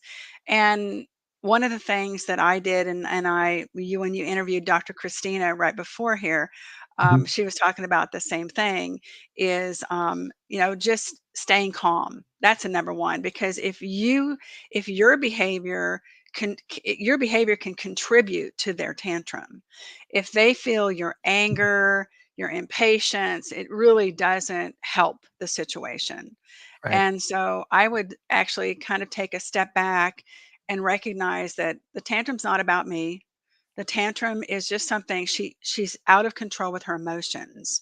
She needs something, she needs a distraction. She needs to be interrupted. They need the pattern to be interrupted. And I would say different things. I might use something that we were going to do. I might bring that up, but I would also wait until a certain moment, because when a child is having a tantrum, there is a period of time where they're not listening to anything. They Right. just want to lay on the ground and just cry, right? Yeah. And you just have to let that happen. Mhm. Um, and then at some point, um, I would either, try to hold her and hug her and talk to her, or I would bring up a certain subject that would be completely different, completely out of the scope of what was happening. And then Mhm. and a lot of times she'd go, "What?" It would be that, "What are you talking about?" And Right. and then all of a sudden, the tantrum was over Right. and she was fine. So that's some of the things that I would do. Yeah, it's one of the things I learned early on with hypnotherapy, right? And NLP is the idea of directionalizing people's thoughts. Right. You can't control other people's thoughts necessarily, but you can certainly directionalize people's thoughts. And it's interesting that, most parents, and I know most parents wouldn't think of it this way, but this is what actually is happening. Most parents' reaction to a tantrum is to throw a parent tantrum. Hmm. Yep. Right. And they don't think of it this way. They think, I'm the parent, I'm exerting my authority. But when your child yells and screams and slams things to get their way, and you yell and scream and slam things to get them to stop, you're just teaching your child that tantrums are the way to deal with things. Hmm. Yep. And so, the first way that I learned about a pattern interrupt is it's almost like scratching a record. If you remember the records from the old days, right? When I loved my record player when I was a kid, but I scratched every record that I had. And when you scratch a record, that song will never play all the way through again, right? Yep. And sometimes you have to scratch it multiple times with pattern interrupts. You have to interrupt that pattern multiple times. But that was one of my favorite ways of stopping interrupts, especially with my daughter, was if she started tantruming, very often I would turn around and I go, and I would like bring my tickle fingers. I wouldn't actually tickle her, but I would just Yeah. pretend like I was going to tickle her. And then Yep. she would start laughing. And then she would realize she wasn't supposed to be laughing. And she'd put her tantrum face back on and I go, ah. And then she'd start laughing again and then put her tantrum face and I'd go, ah, like that. And what would happen is every time I would pretend to tickle her, the tantrum got shorter and the laughing got longer. Yep. And it wasn't very long until the tantrum just stopped. And that wasn't a pattern she used anymore. And so that's the thing. It's kind of like scratching a record. Don't expect it to work the very first time. Yeah. That'll put a superficial scratch in the pattern. May stop the current tantrum, but if you interrupt it every time, that groove gets deeper and deeper and deeper, and the track won't play anymore. I do think that her tantrums got less and less and less Yeah. with us when I Yeah. started using the pattern interrupt, and it became fewer and fewer. Yeah, I don't think they'll ever stop because kids, are not emotionally regulated like adults are, right? Yet. Yeah. And we don't want But- them to be, actually. We want them Right. to learn from it. Exactly. I love it. So we are here promoting our brand new book called Mastery of the Mind, The Pathway to Empowerment. And of course, Linda is a co-author in the book. She wrote chapter 3, which is called NLP Role Models for Effective Parenting. We are in the middle of our launch right now. Today is the last day for the launch day, May 5th, until 11:59 p.m. tonight. When you get the book, you will get over $1,000 in gifts from Linda, from myself, and from the other authors. We all put together an amazing package of gifts to reward you, or maybe it's bribe you to buy the book today. And the reason we're doing that is because we want to get this book out to the world. We want to put this on the map. We want to get to #1 bestseller with this book, which I think it's about time an NLP book be the #1 book on Amazon. So here's how you get the book. You go to masteryofthemind.com. That'll bring you to this website right here. Don't go directly to Amazon to get it because you won't get the $1,000 in gifts if you do that. Make sure you go to masteryofthemind.com, click any of the green buttons on the site, and that will take you to the instruction page. There's just 3 simple instructions to get the gifts. All right, Linda, it's been about a half an hour. We're going to refresh. Are you ready? Yep. Let's see where we're at right now. All right. We are currently number 451 in books. So we're just 450 spots away from the number one spot on all of Amazon. With your help out there, you can help us get there. You can get a great book for $6.15. We don't make a penny on the book, by the way. We've lowered it so that we can get it into as so we actually make no profit on the book whatsoever. And we're going to give you $1,000 in launch gifts, and there's almost $1,000 of gifts in the book itself. So it's really almost $2,000 worth of valuable gifts for just $6.15. So thank you so much, Linda, for hanging out with me and for contributing to the book. Really appreciate you. Thank you so much, Michael. I appreciate it. All right. Yes, thank you. All right, now we're going to move on to our next author, which is, where'd she go? Cynthia Isaac. Hi, Cynthia. How you doing? I am doing fantastic. Can you hear me? I can hear you. You sound great. All right. Oops. And now my keyboard's acting up again. Cynthia is a mentor, an NLP practitioner, a hypnotherapist, and a transformational coach with over 10 years of experience. She founded Divine Human Beings to help women of color break through societal norms and limiting beliefs. With certifications from Transform Destiny, Cynthia guides her clients through powerful processes to facilitate transformation and unlock their full potential. As a best-selling author, she shares insights on living an abundant life and empowers women to embrace self-love, pursue goals, and leave a legacy. Cynthia is a trusted guide for those seeking confidence to build healthy families and communities. In this chapter, Cynthia powerfully reminds us that we are divine beings, created in God's image and endowed with immense creative potential. She invites readers to release limiting beliefs, fully embrace their sacred birthright, and rise into their power to co-create a more just and harmonious world. So, Cynthia, what inspired you to join the book and write this chapter? Oh, myself, my life, things that I saw around me, things that I was going through, things that people that I was close to was going through. Yes. And was there a particular catalyst for you, something that maybe a particular story or something in your life that really caused you to want to take this from inside of you and put it outside of you? Well, that was a journey. The first thing is I didn't necessarily recognize that there was a difference between what was inside of me and what I was experiencing outside. I was raised, as most of us were, to go to some type of a church, and I was raised to go to a church and to do good, do well in school, do well in your home, in school. I went to a Catholic church. So I went to church every morning, to mass every morning, Monday through Friday. And we had our mass, and we were supposed to have our little chapel bells on and to do what we were told to do and march in line 2 by 2, etc., etc. So I was raised that way. So that's what I knew to do. And my father, that was from my father's side of our family. And my mother's side was pretty much the opposite. It was a strict upbringing in terms of following religious viewpoints, but it was more strict. You couldn't wear dresses, you couldn't wear lipstick, you couldn't do this, you couldn't go to movies, you couldn't do these things. So there was a lot of religious dogmas and things of that nature that I was exposed to as a child growing up. So that's what I knew to do.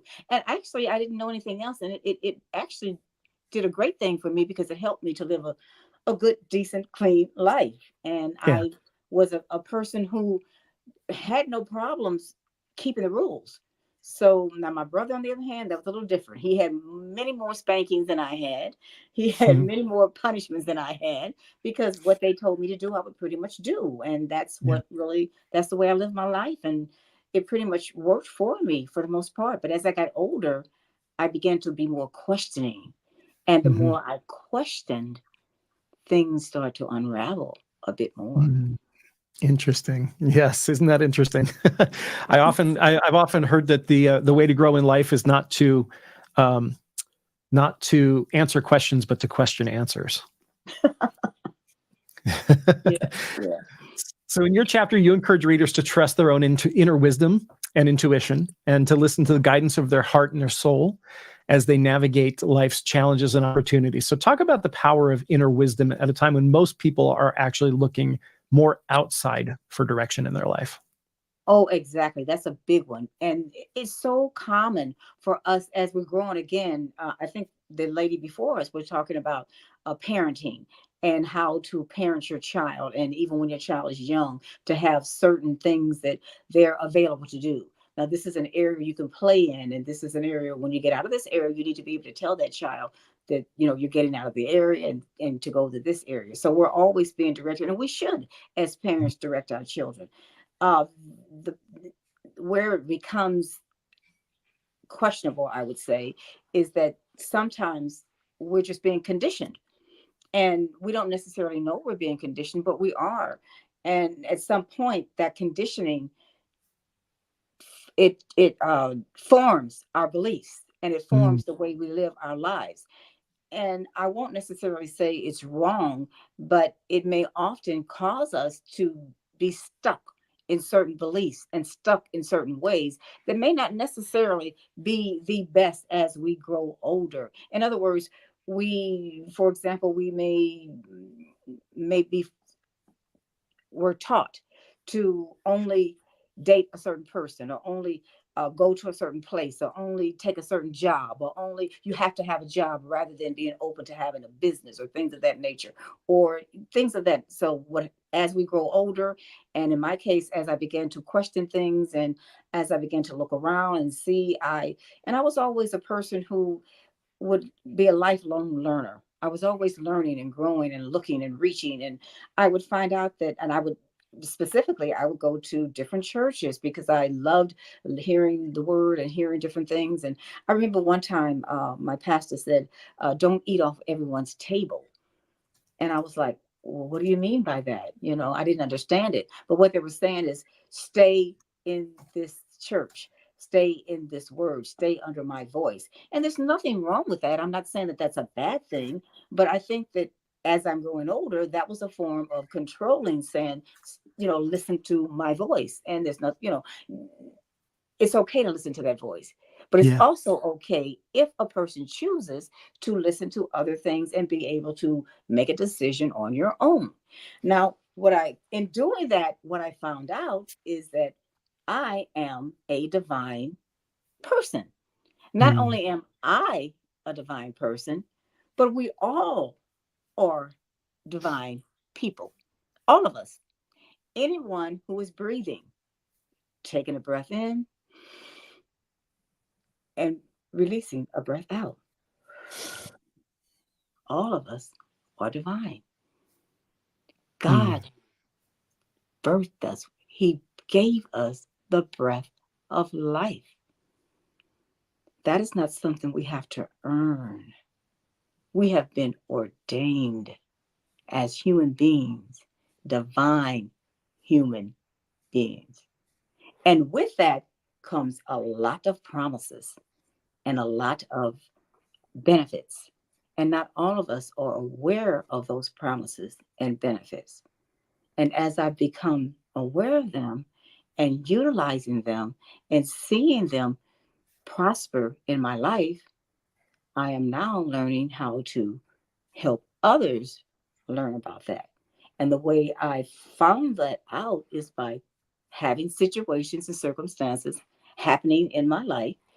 And because of the coaching, the training, um, personal development, those things, seminars, going to that, NLP, EFT, doing things of that nature, they were teaching me and showing me there are other options.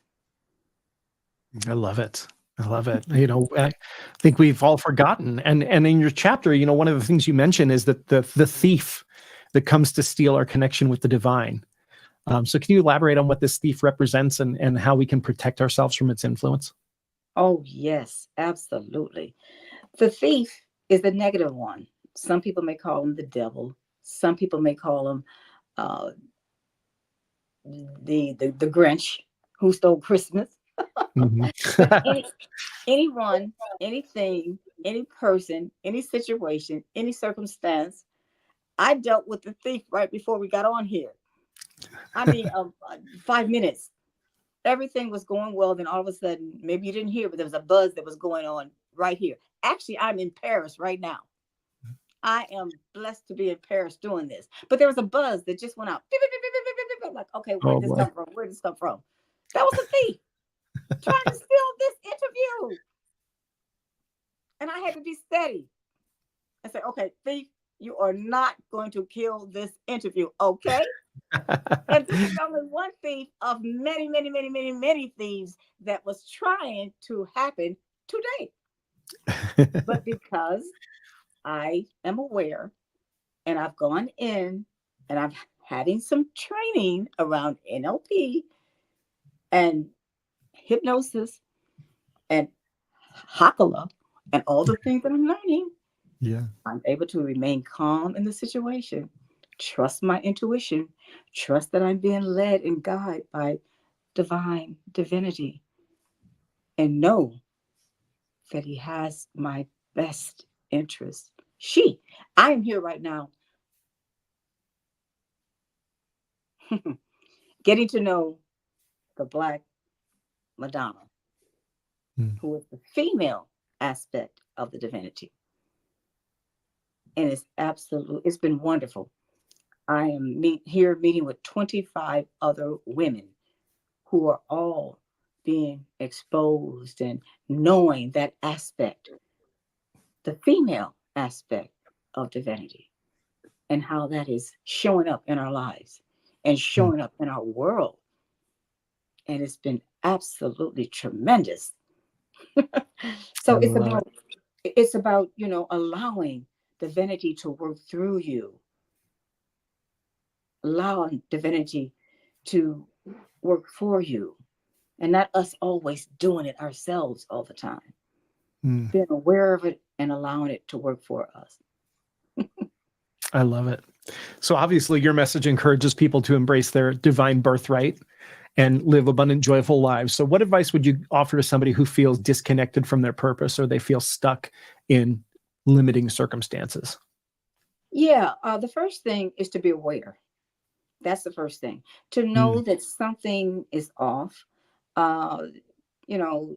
If you find yourself constantly struggling with every situation, that's a key that you're trying to do it yourself. You're probably moving too fast. And the first thing is to slow down and think and ask yourself, am I trying to do this? What is really happening here? And then, not everyone has the same level or the same, as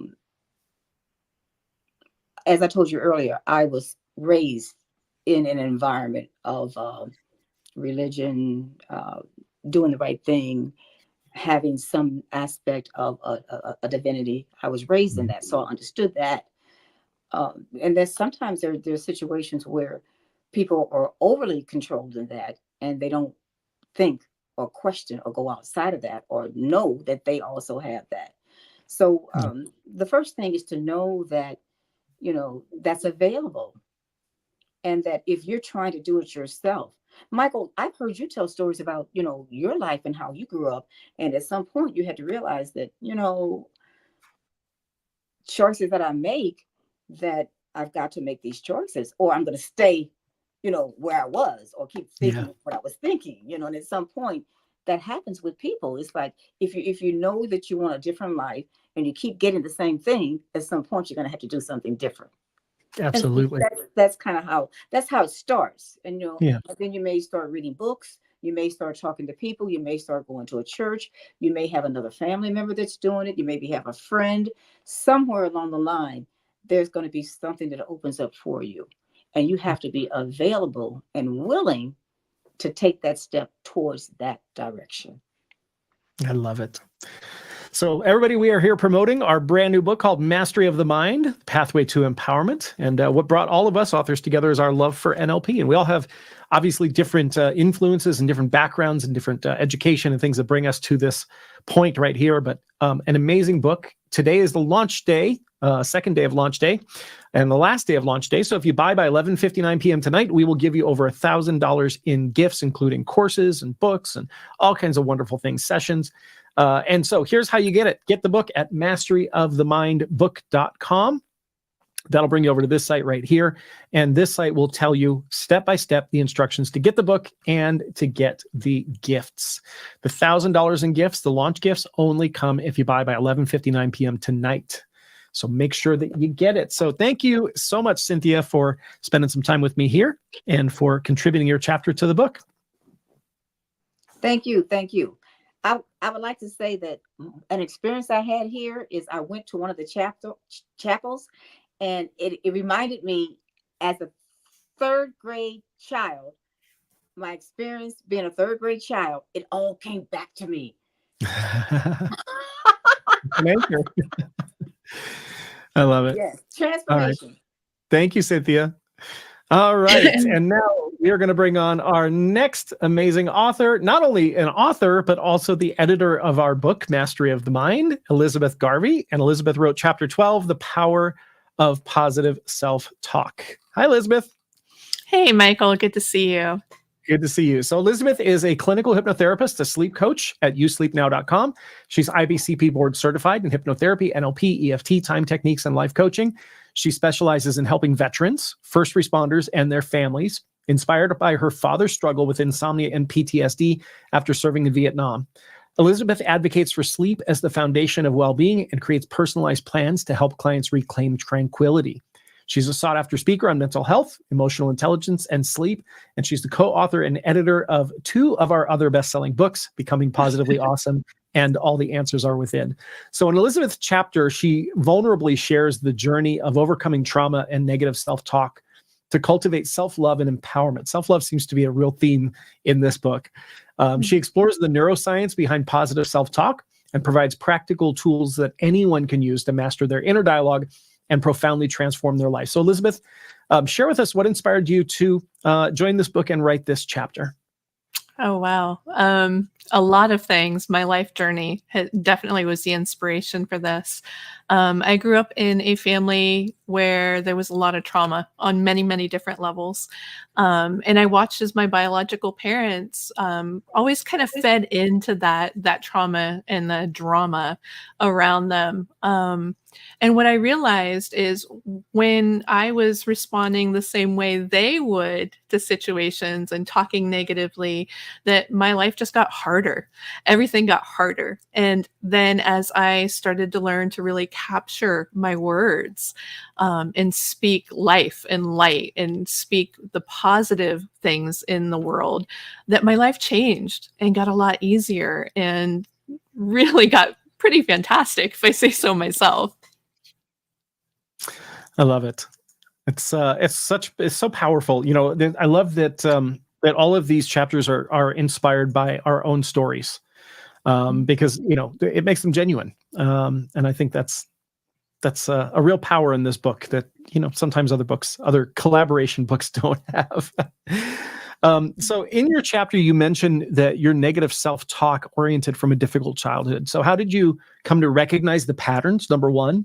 And what was the turning point for you that made you decide to start changing them? Oh, wow. Well, I think I started to recognize the patterns when I got into a faith-based practice. When I started to understand that I'm not just a person on this earth having an experience, but that I'm part of something much greater than myself. No matter what label you put on it, we were all created. We all came from a source, an energy. And when we keep our focus on that source and energy and on what we're creating in this world, then life takes on a whole new meaning and a whole new personality, if you will. Learning that, we have the power to create our life however we want it to be. And that we have a responsibility to create our life in a way that brings joy and happiness and peace, not only to ourselves, but to those around us, is really empowering. You could go down the rabbit hole of saying, oh, well, you're saying I'm at fault for everything. No, what I'm saying is you have the power to change your life and make it exactly what you want it to be. And that is an amazing opportunity if you just grab hold of it and begin to make those changes. Yeah, that's a question that comes up quite a lot. We teach being at cause in NLP, and a lot of people say, "Oh yeah, you're just telling me I'm at fault. I'm to blame for all of the things that happen in my life." And I always try to explain to people, if you're walking down the street and you cross the street and somebody hits you in a car, right? That person's to blame for hitting you, but there are many ways that you're a cause for being hit, right? Mhm. Blaming the other person isn't gonna benefit you in any way, but finding out how you were a cause for it absolutely benefits you. And I have a great example of that. I vulnerably shared in the book that I've been married twice. And the first marriage, I got married very, very young to a very abusive gentleman. And because of my faith base, I believe that I was supposed to stay with him forever. And so I endured things a lot longer than I should. And when it got to the point that my life was in danger, I finally made that break. 10 years down the road or more, I get married a second time. And again, another very extremely abusive marriage, only this time I had children. And so I ended up staying in that marriage for over 13 years. And I saw the damage that it did not only to me, but to my sons. And I had to come to a point where I had to say, I am a faith-based person, but I'm not going to get caught up in the religion or the dogma anymore that says that I have to stay with this person forever, because they're not holding up their end of what they are supposed to be according to that religion. And so I came to a place where I said, okay, I'm not going to do this anymore. And I saved my son's life and I saved my life by getting out of that situation that really was life-threatening. And it came down to changing my language at the time of saying, I'm not a bad person for choosing to divorce here. I'm not going against God, because God wants me to have a good life. God wants me to thrive and be abundant and to have a journey where I can influence other people to have a great life as well. And if I stay in that marriage, it puts all of that at risk. But if I walk away from that marriage and begin to create a life that is empowering for me and my sons, then I have a story to share that will help empower other people to make those really hard decisions if they need to, and create the life that they were always meant to have. That's powerful. And, so often I think, and for everybody in this book, this is kind of the pattern, right? Is that the first thing we did was fix our own life, right? Work on life. But then there's this, once you have the tools to do that, there's this, I came up with this idea yesterday. Why do people hire therapists and coaches? Well, it's because they don't have tools of their own. Yeah. Right. And so many of us, when we learn these tools to work on ourselves and work on our own lives, and then we get what we want in our life, then it's like, well, now I have these tools. What do I do with them? And we tend to turn outward and, reach out and grab other people's hands. Absolutely. That's actually where I started. I learned hypnotherapy through Transform Destiny because I was looking for a way to heal the PTSD in myself and in my sons. And I have come a long way. And a side tangent here, even though I've walked out of most of the PTSD, there are times that something will still get triggered. And when I get triggered, I have the tools now, like I talked about in the chapter, that I can go through and release that trigger so that it's no longer impacting my life or the lives of people around me. And that's what's so powerful about hypnosis and NLP and all of the other modalities that the practitioners have learned, is that we can not only transform our own lives first and foremost, but then we can take those tools and those experiences and offer somebody hope that they can make those changes in their own life as well. It's powerful. I love it. So, many people struggle with negative self-talk, and they find it challenging to break free from that pattern. So what would you say to somebody who feels like they've tried everything and they're still stuck in a cycle of negative negative thoughts? Yeah. Well, one of the first things is just recognizing awareness is the key to change. Once you become aware, then you can take action. I always recommend that clients keep a journal. You know, a positive self-talk journal is one of the gifts that you get if you purchase the book this weekend Yay. from me. And that positive self-talk journal teaches you how to look for the positive things in your life. And it you list all the positive things that have happened, all the positive things that you can think about yourself, as well as some other modalities in that journal that you can use to really change that mindset. It's not an overnight thing using a journal. A journal takes time, but then there are other tools to help make that journey faster, such as time techniques, removing the point in time where that negative self-talk pattern was introduced into your life or into the lives of past generations, your parents, your grandparents, you know, and so on. There's so many different tools. Don't get caught up in the negativity of, oh, I can't make this change, because you can. Anyone can make this change. It's very easy to do once you have somebody that can show you the pathway. I love it.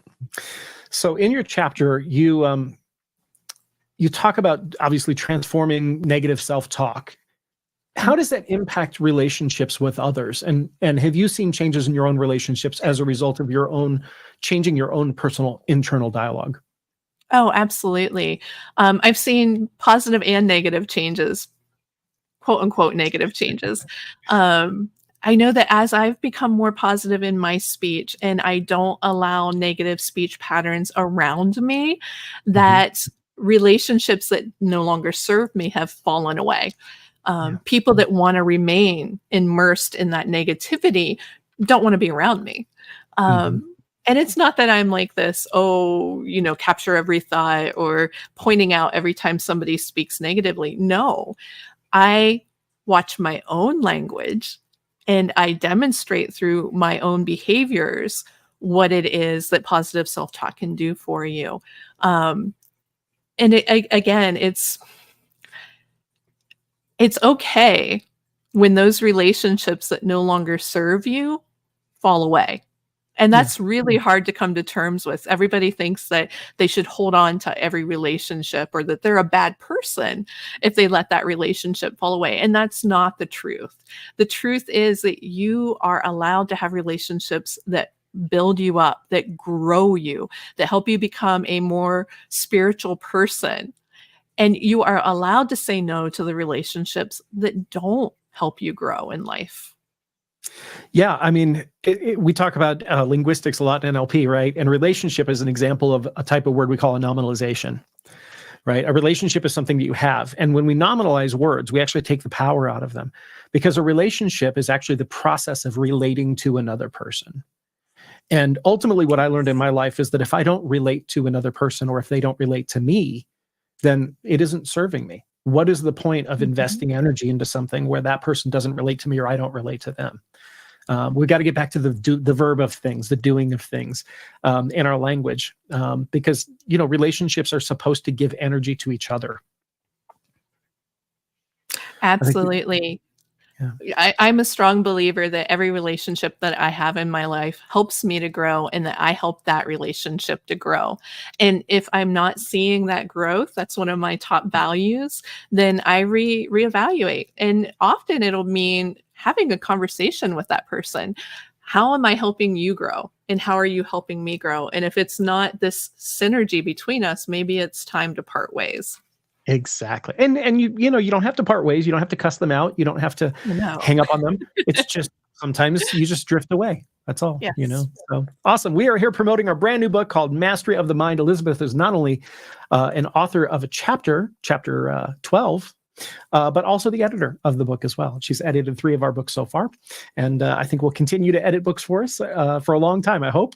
So we are in our launch event right now, May 5th. Today is the last day until 11:59 p.m. If you buy the book today, you will get $1,000 over $1,000 in gifts from the authors. We've all put together wonderful gifts. As Elizabeth said, one of her gifts is a journal to help you with this. I'm giving away one of my courses that we sell for $197 online. So lots of value for $6.15. The way that you're going to get it is this: go to masteryofthemindbook.com. that's going to bring you over to this wonderful website right here, where you can read about the book, you can read about the authors. Most important thing, click this green button here. It's going to tell you how to get the book and how to get the gifts. If you go straight to Amazon, you won't get the gifts, right? The launch gifts. So it's important you go here, click the green button. It'll walk you through a simple 3-step process to buy it on Amazon, and then what to do next to get the gifts. All right, Elizabeth, you ready? Drum roll. Yes. We're going to refresh. Seems like Amazon is refreshing a lot fewer. How do I say that? The duration takes a lot longer now. But we are currently still at 451 in books, number 2, number 7, number 20. So we haven't budged yet, but hopefully we will soon. So thank you so much, Elizabeth. Really appreciate you. Thank you, Michael. All right. Next, we have our next author, Tracy Carlton. How you doing, Tracy? I'm good. How are you? I'm great. Welcome. So Tracy Carlton is the founder of Transcending Excellence. She's a skilled neurolinguistic programming, hypnotherapy, and mindfulness professional. She helps clients eliminate stress, achieve goals, remove limiting beliefs, and overcome negative emotions through personalized coaching and workshops. Board certified by the IBCP, the International Board of Coaches and Practitioners, and an NLP speaker and trainer, Tracy connects with diverse audiences to deliver impactful messages.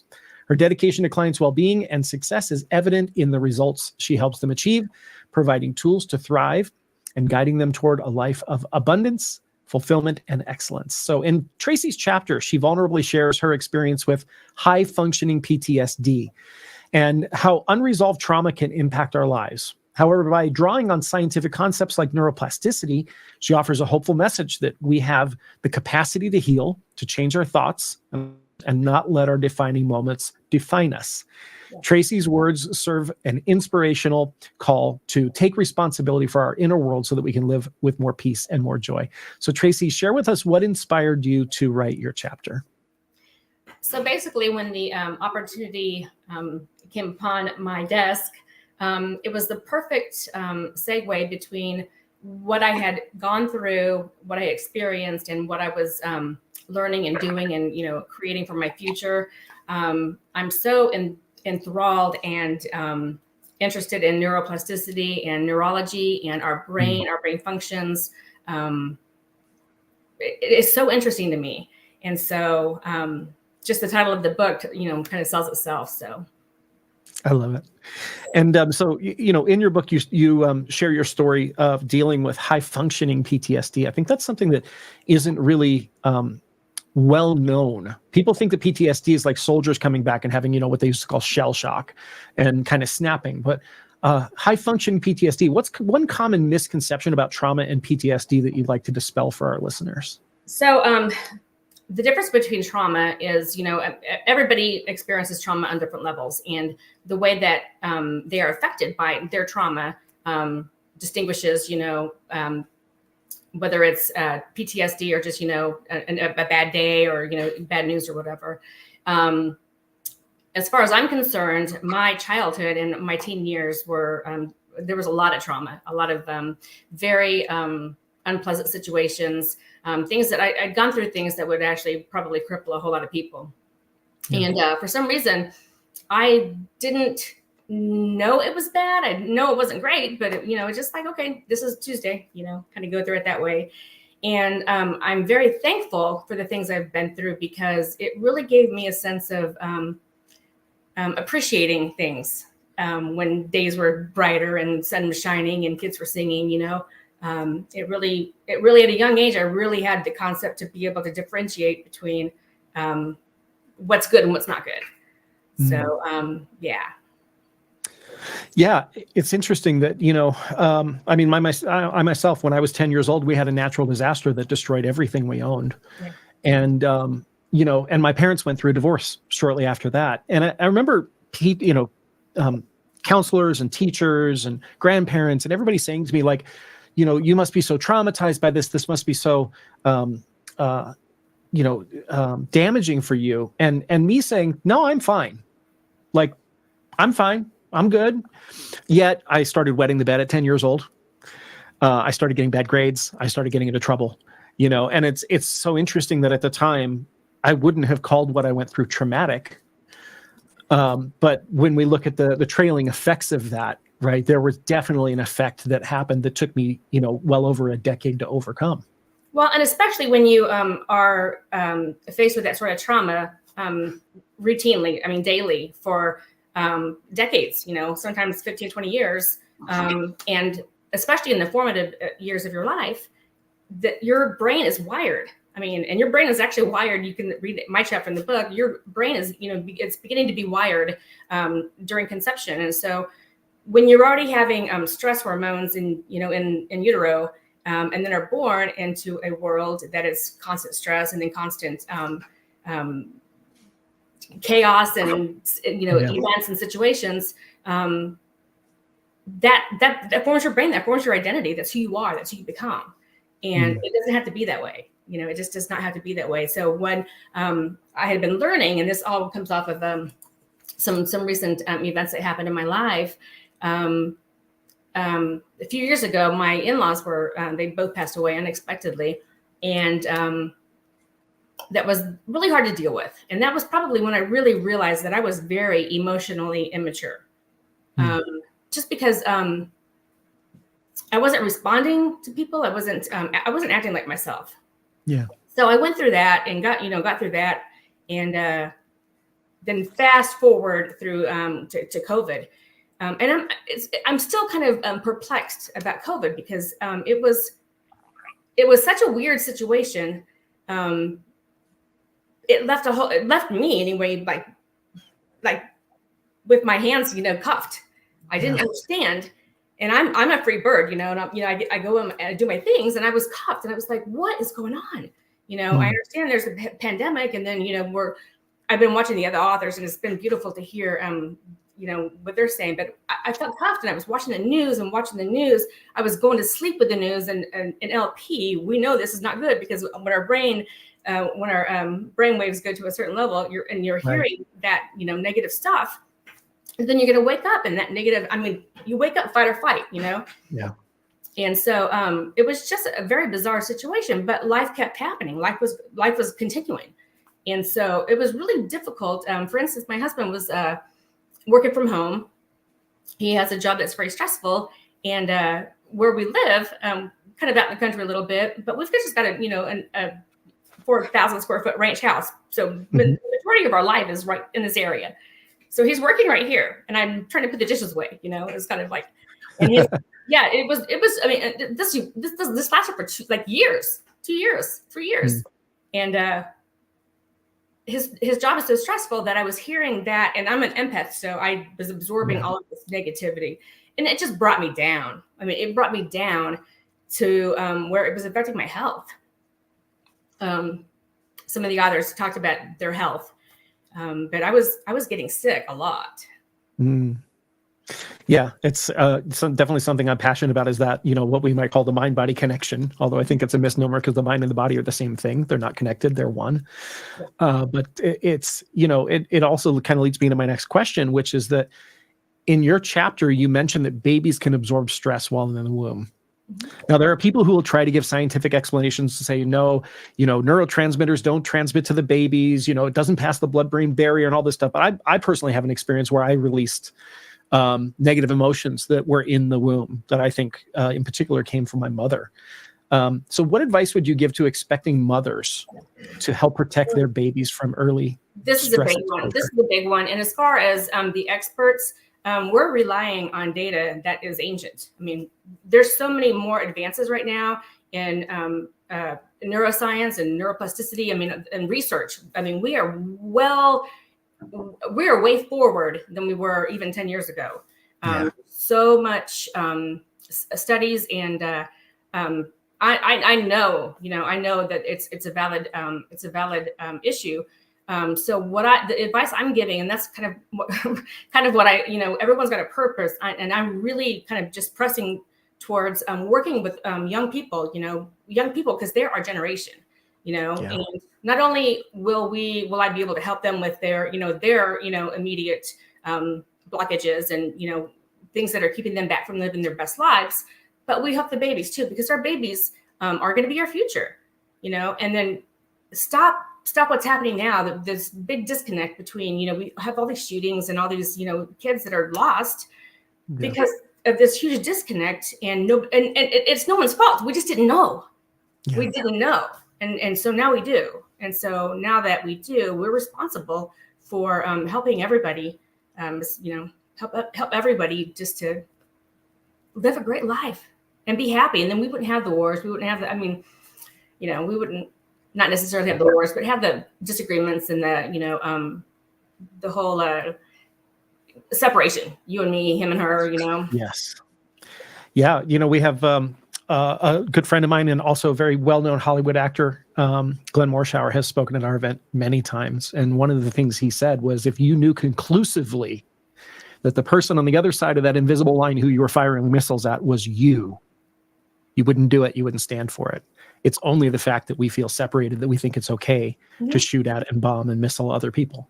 Yeah. And, that's, I definitely think that's part of the plight of, if that's the right word for it, of the human race is getting back to that idea that we are all one. Well, and a lot of it too is that we're so self-absorbed and self-consumed. I know that I went through this, and which is odd for me because having gone through what I've gone through as a kid or whatever, I've always had a positive attitude. And here's a funny story. So I was in my early 20s and I was bartending at a Marriott in my town, and there's a younger kid. He's probably 16, maybe. I went to the gift shop. He worked at the gift shop. And I said, "Hey, Maurice, how are you?" No, he's like, "Hey, Tracy, how you doing?" And I'm like, "I'm hanging in there." And I got some cough drops, and I'm like, "Well, how are you doing, Maurice?" And he's like, "I'm fantastic." And I was like, "Whoa," I was taken aback. And I said, "Wow, you're fantastic. Why?" And he said, "Because if I said I was hanging in there, I would start to believe it. And I don't ever want to go through life feeling like I'm hanging in there." That kid changed my life. If I can him to this day, he changed my life, because ever since then, and I'm talking, I was 23-ish, a long time ago, and it's really shaped my opinion of my words, my actions, and it's kind of been a baseline for how I deal with life and love and and humanity. I didn't realize how much further we can go. With NLP and with, NLP is the language of the mind, and how powerful it is. As kids, we're taught, sticks and stones may break our bones, but words will never hurt you. No. Not only will words hurt you, the person that hears them get hurt, and the person that say them get hurt. Our words are so powerful. True. So yeah, there's just but not many people know it. We're so conditioned and accustomed to, one size fits all therapy or one size fits all conception of life. And if you just have the guts and the courage and the wherewithal to explore a little bit, and you will find so much freedom. And it needs to happen. It just does. Yeah, I love it. And speaking of powerful words, we are here doing our book launch for Mastery of the Mind, The Pathway to Empowerment. This is our brand new book, primarily based on NLP, but a lot of different perspectives and stories in here. This is our launch day, our last launch day. And if you buy the book before 11:59 p.m., then you will get over $1,000 in gifts, launch gifts from the authors. Plus, there's gifts at the end of every chapter. So it's really like about $2,000 worth of gifts for $6.15. That's as low as we could make the book price. The way you get it is to go here, masteryofthemind.com. That's going to take you to this page right here. It's important you go to this page and not directly to Amazon, because if you go directly to Amazon, you won't get the $1,000 in launch gifts. You have to go here, masteryofthemind.com, click the green button, and there's just a simple 3-step process. Buy it on Amazon, then you have to send us your receipt, and then we will send you all the gifts. All right, are you ready? Drum roll. Let's see if we've budged. We are now at 451. So no movement in the last 15 minutes, but we will keep refreshing, keep at it, and we will keep changing lives. So thank you so much, Tracy, for hanging out with me and for contributing a chapter in the book, and really appreciate it. Keep changing lives. I love it. All right. Now I'm excited to introduce our next author. Next, we have Heather Ingebrigtsen, Chapter 6, Brain Hacks. And she is Dr. Heather Ingebrigtsen, so she's got that doctor behind her name to reinforce her brain hacks. Welcome, Heather. Hi, thanks for having me. I just got done buying my book on Amazon, although I do have my other one handy here. So Yay.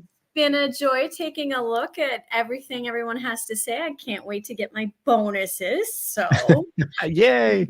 Every purchase counts. And yes, even the co-authors get the bonuses. I know. I was like, well, I'm hearing all these other authors talk about all of the things that they've done. Like, I'm like, wow, I could definitely benefit from everything these co-authors have to say. So I'm definitely grabbing my copy of the book. In fact, I have last one too. I love it. All right. So Dr. Heather Ingebrigtsen is a chiropractor. She's got 19 years of experience and a doctorate from Northwestern Health Sciences University. And everything just disappeared. Sorry about that. Focusing on easing chronic pain and addressing brain injuries by identifying root causes and strengthening the body's resilience. She's recognized as a top chiropractor in Minnesota for 5 years at her practice in Roseville. Heather authors personalized, compassionate care tailored to each patient's needs. She takes pride in enhancing her patient's quality of life. She stays current with the latest advancements in chiropractic care, and she embraces a holistic approach to empower her patients to achieve optimal health and vitality. So in this fascinating chapter, Heather shares a powerful story about how a family friend's debilitating stroke set her on a lifelong mission to protect her own brain health and to help others do the same. She reveals how learning a second language can serve as an insurance policy to preserve communication abilities, and if one part of the brain is damaged. She also provides simple but effective brain hacks to keep our minds sharp as we age. So Heather, tell me what inspired you to write this chapter? These days, everything is about hacks, coffee hacks, body hacks, diet hacks, everything's a hack. And I specialize in neurology.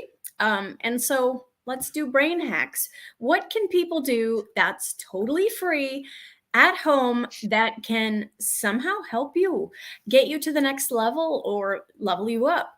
So everybody has access to Duolingo. Duolingo is totally free. And a number of years ago, I started learning the Spanish and French too. So I have everybody learns their primary language on the left side, their temporal part of their brain. The second one is over here. And when you get the book, you'll read the story about this family friend who had a stroke and it destroyed her left temporal area. Mm-hmm. And so she was sort of left with, one of her arms didn't work. So tying her shoes didn't work real well. Mm-hmm. And if she needed help, she was relying on grunting and pointing, and she really couldn't speak.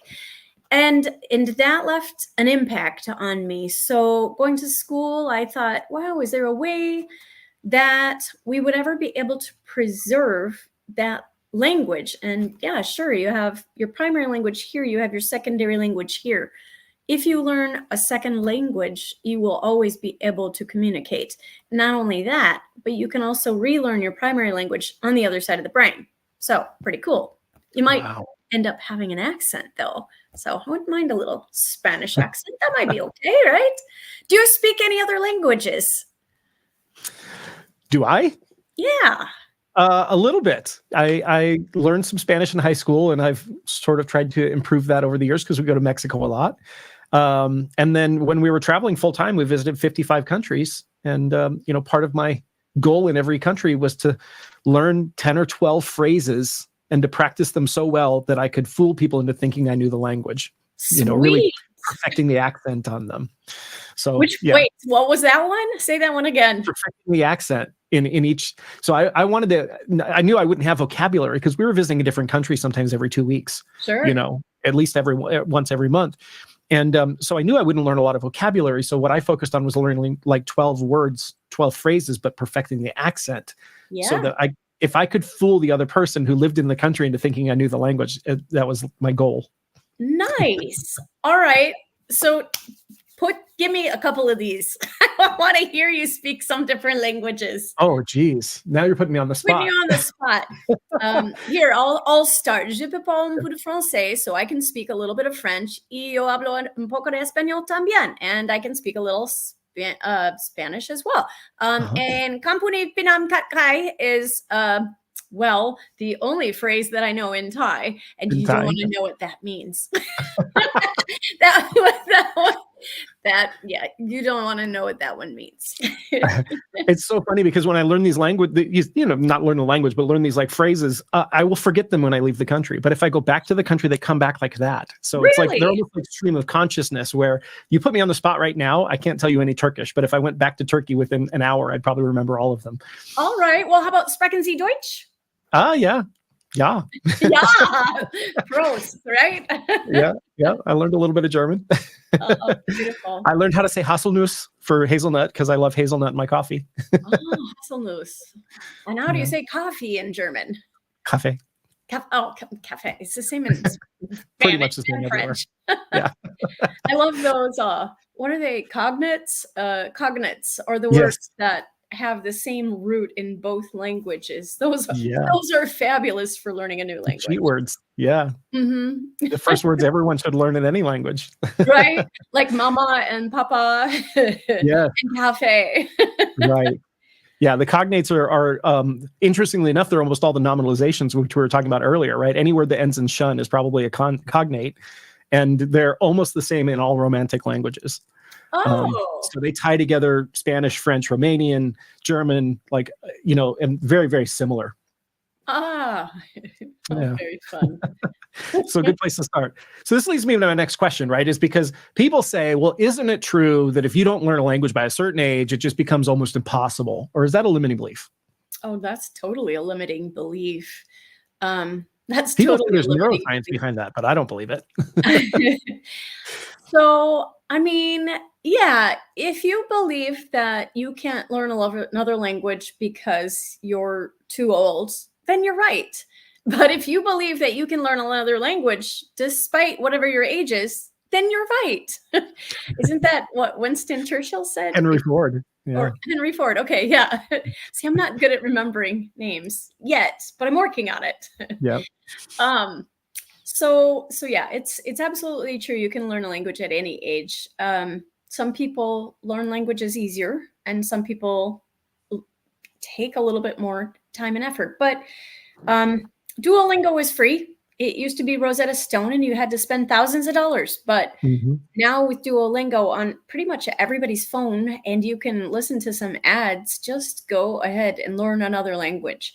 In America, we don't have any real use to know a second language because everybody speaks English. But Right. this is really important and key that, if you learn another language, you have an insurance policy that you will always be able to communicate with someone. And I suggest to everyone, learn another language. It really helps you appreciate too people who are struggling to learn English, because what you'll start learning is that they're speaking with really good grammar in their own native language. And they're just speaking with bad grammar in English, maybe, but they're speaking with perfect grammar in their own Right. native language. And that's something that I learned when I was learning Spanish. I was like, oh, is that way they put the verbs and they flip them? And Right. that's why when they speak English, it sounds so weird. But Yeah, it's car red instead of red car. In almost every right. Right. Right. Yeah. Oh. That's fascinating. Well, and the other thing, I mean, even if you don't want to spend 99 cents on an app or whatever, I've heard, I have not experienced this, but I've heard that if you just turn on Telemundo, turn on a Spanish TV language or a Korean TV, we all have them, for free with our cable package. If you watch that for 30 days straight without knowing anything about the language, they say that your brain through osmosis will actually begin to recognize and learn the language, just through the context of what's happening in the show and hearing words repeatedly. So another way of sort of experientially learning a language. So many people have heard that crossword puzzles and brain training games can keep them sharp. How do those activities compare to learning a language or, other tips that you provide? I mean, I have a a saying that I use with my patients every day, and that is use it or lose it. Hmm. It goes with the brain, it goes with the body, it goes with pretty much everything in life. You use it or you lose it. So doing crossword puzzles is great for a certain aspect of your brain. Doing like Sudoku will be great for your math part of your brain. There's definitely a time and a place for all of that. And language is unique in where the part of your brain, Broca's area and some of the other like precognitive areas, it's gonna tap on slightly different areas of your brain and really help you expand all of the parts of your brain that you're using. So I would highly suggest you just do 15 minutes worth of Duolingo, or there's another one that I learned Spanish really well. And I know you're auditory, right? Mhm. So Yeah. there's a DVD series out there. I think they call them earworms. So they have like music in the background and they'll say stuff in English and then they'll say the same stuff in Spanish. So they'll Interesting. kind of go back and forth. And so then they're like, I would like a glass of wine. And then there's background music, Je voudrais un verre de vin, you know, Yeah. and then so you hear it repeatedly. And then there's this music going on and there's like this couple speaking and there's this story behind it. And I used to just play that in my kitchen when I was cooking supper, preparing stuff. And, you know, the music kind of gets you like, oh, yay, this is cool. Je voudrais un verre de vin. Je voudrais un verre de vin. You know, and you just learn it, like you said, by osmosis. It's a little bit easier than maybe watching a show. Like I used to watch Narcos. Oh, yeah. I don't know. It was all in Spanish and it was pretty fun. But I don't know that I actually learned that much Spanish from that. Yeah. But There's a great app that I've used that's for Spanish that's called News in Slow Spanish. And they actually take the daily news stories, but then they dumb them down to like a third grade level. Nice. And they read the news stories in Spanish. And and you can highlight the words to see what they mean in English. And it's kind of a great way of learning in context as well. So one of the things I think is interesting about you, that I know a lot of chiropractors and we've trained a lot of chiropractors. Not a lot of them talk about brain plasticity. So I'm kind of curious for you, how do you integrate chiropractic and neurology in working together to promote the overall wellness? That is a great question. I mean, admittedly, for probably 80 to 90% of my patients, all I'm doing is adjusting the spine. But obviously, adjusting the spine has a huge neurological effect. And in fact, you know, it boosts the immune system, the nervous system in the brain, you know, like the neuroimmunology. There's a whole field called neuroimmunology because the brain and the nervous system are so closely tied. Like you can't really affect one versus the other. So, I mean, I'm affecting the brain every single time, but I also do something called quantum neurology. And so I totally geek out on this and I like love that stuff. So I use me at quantum. I know, right? It's like, you know, it's like everything's vibrational frequencies. And, you know, that's kind of been my theme for the last 10 years. And well, I found this Dr. George Gonzalez. He's down in California, and his wife actually became paralyzed because apparently there was like a massage therapist who decided to try to adjust her, not knowing any of her background and whatever like that. And so, you know, the rule number one is first do no harm. Right. And yeah, anyhow, long and the short, she became paralyzed, and he spent the next 3-4 years trying to figure out how to fix her. And he learned that using 2 frequencies would upregulate the nervous system. And so I spent the last, I guess I've been working on it for maybe 5 to 8 years using quantum neurology. So we rehabilitate the brain using light therapy. I'm seeing your cue. I'm getting ready. Get ready to play. I love it. That's awesome. Well, we are here, obviously. If you've been watching, you know this already, but if not, if you've just tuned in, we are here promoting our brand new book, which is called Mastery of the Mind, The Pathway to Empowerment. And Heather, of course, is a co-author in the book, Chapter 6, Brain Hacks. And she's got some amazing brain hacks, and there's some things that I have never heard of. And I'm a brain hack geek, so I love it. So here's the deal. Today is the last day of our launch, May 5th. If you buy before 11:59 p.m. tonight, then you'll get over $1,000 in gifts from the authors. And that's just the launch gifts, right? We've put together a package of over $1,000 worth of gifts to help stimulate you and reward you for buying on launch day, because that's going to help us achieve bestseller status. There's also, inside the book, there's a gift at the end of every chapter. So it's really almost like $2,000 worth of gifts. We've all put a lot of effort throughout this writing process of putting great gifts together. Here's how you get it. Go to masteryofthemindbook.com, which is this site right here. Don't go directly to Amazon. Come here, because this is how you get the $1,000 in books. We will direct you to Amazon, but then tell you what to do next in order to get the gifts, because Amazon won't tell us who buys the books. So come here, click any of the green buttons on the site. That will lead you over to Amazon, which we will obsessively refresh and see if we have moved it all, which hopefully there are millions of people buying the book right now, and we will be moving soon, but we're still at 451. So hopefully by the end of the next interview, we will be moving on up. Hopefully number one. Thank you so much, Heather. To the east side. We'll see. Have a great day. Thank you. All right. And finally, we have our last author who was gracious enough to be flexible with us and move her time because I screwed up. So we have Amanda, and Amanda is not only an author in Mastery of the Mind, but also in our other best-selling book, Becoming Positively Awesome. I love it. So welcome, Amanda.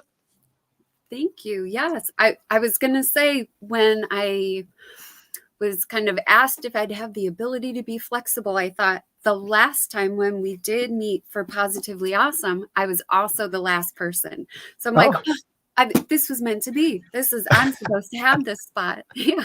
I love it. So Amanda is a licensed clinical professional counselor and success coach with 15 years of experience. She helps individuals navigate life's transitions and reach their full potential as a national certified counselor, certified ADHD professional, certified clinical anxiety treatment professional, and master practitioner of NLP, learning behavioral specialist, and best-selling author. Amanda provides, that's a mouthful. Right? Amanda provides comprehensive support for those facing challenges such as ADHD, anxiety, and other mental health concerns. Through her business, Amanda's Pathway, and as a clinician at Dayrise Wellness, she offers a professionalized approach to counseling and coaching, helping individuals discover their life's purpose, overcoming obstacles, setting goals, and achieving success. In this chapter, Amanda shares her personal journey of self-sabotage and the valuable insights she gained from her experiences, discussing the three main forms of self-sabotage and offering practical strategies for overcoming them.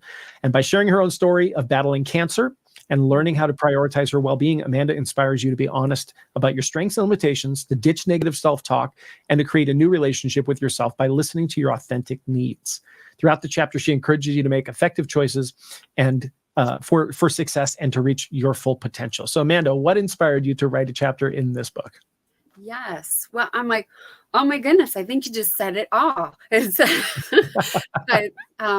for sure, I think the biggest aha moment I've had in this last year was how blinding our coping strategies that AKA turn into our self-sabotaging. It's like we're disillusioned to think, and I say that because it's usually our success programs, but then when we apply our success programs in the wrong way, it is unserving and actually leads us further from our goal or from what we're trying to accomplish than if we are more flexible and are more aware that, like, when to apply the right success program, I guess. It's the word right. Most effective. Most effective. That's great. You know, one of the questions that I ask my clients a lot, and that especially lately I've been training myself to ask myself, is how does this serve me?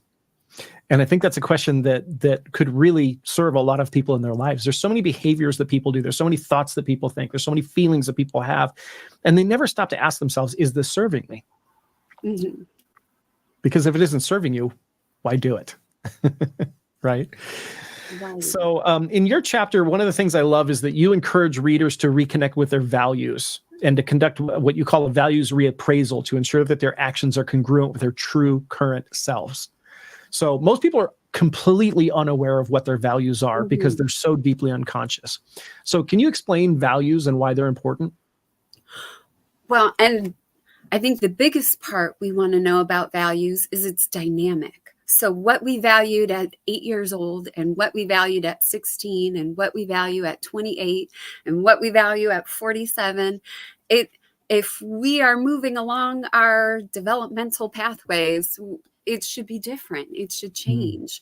And so we need to reevaluate. And from that, it's like, what does it mean of a value? But value can be that, like, where do you find purpose? Where do you find meaning? What is like, there's an essence in acceptance and commitment therapy. They call it valued direction. But when you move in a valued direction, so you follow your value, it feels good.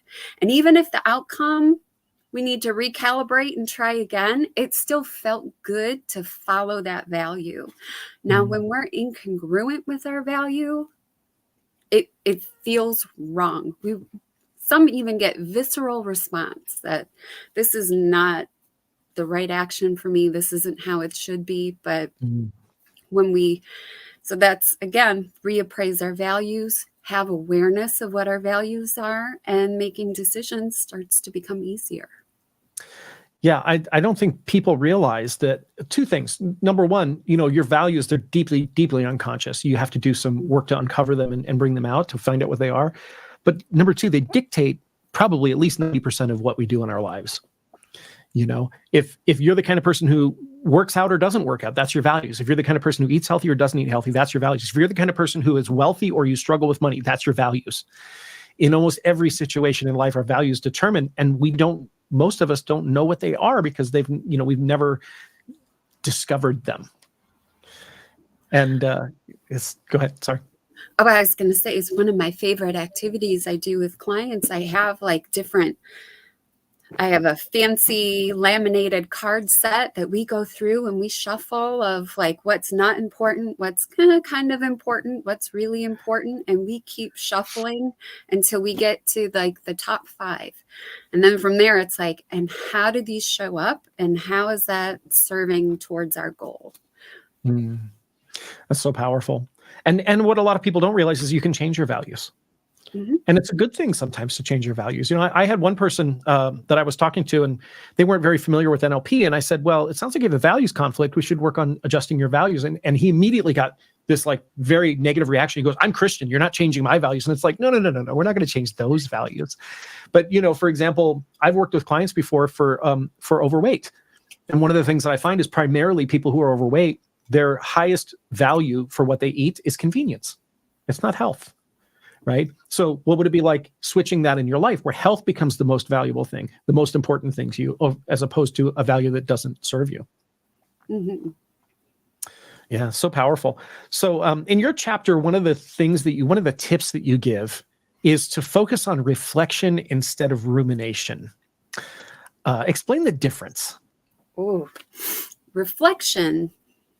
We revisit past situation, whether it was 5 minutes ago or 5 years ago, we're revisiting, and we're not sitting and stewing in the negative emotion about it. We're reflecting, but we're kind of exploring, examining, recalibrating, like what went wrong, where did I stray from the outcome I was looking for, and what can I do differently next time to make sure I at least get a different outcome, hopefully the one we want, and that would be great. And then we want to repeat that. If it's not, we do the same thing. We recalibrate. What do I want to do different? And this next time to hopefully to get to that outcome I want. Where rumination, we're just stewing. We're just feeling that negative emotion, and we're feeling it some more. This is where like we'll get the downward spiral of negative thoughts and just like stew and feel worse, and usually very unmotivated to make any change. It's like just kind of that inner ick feeling of ooh. So yes, we want to reflect so we can learn from our experience.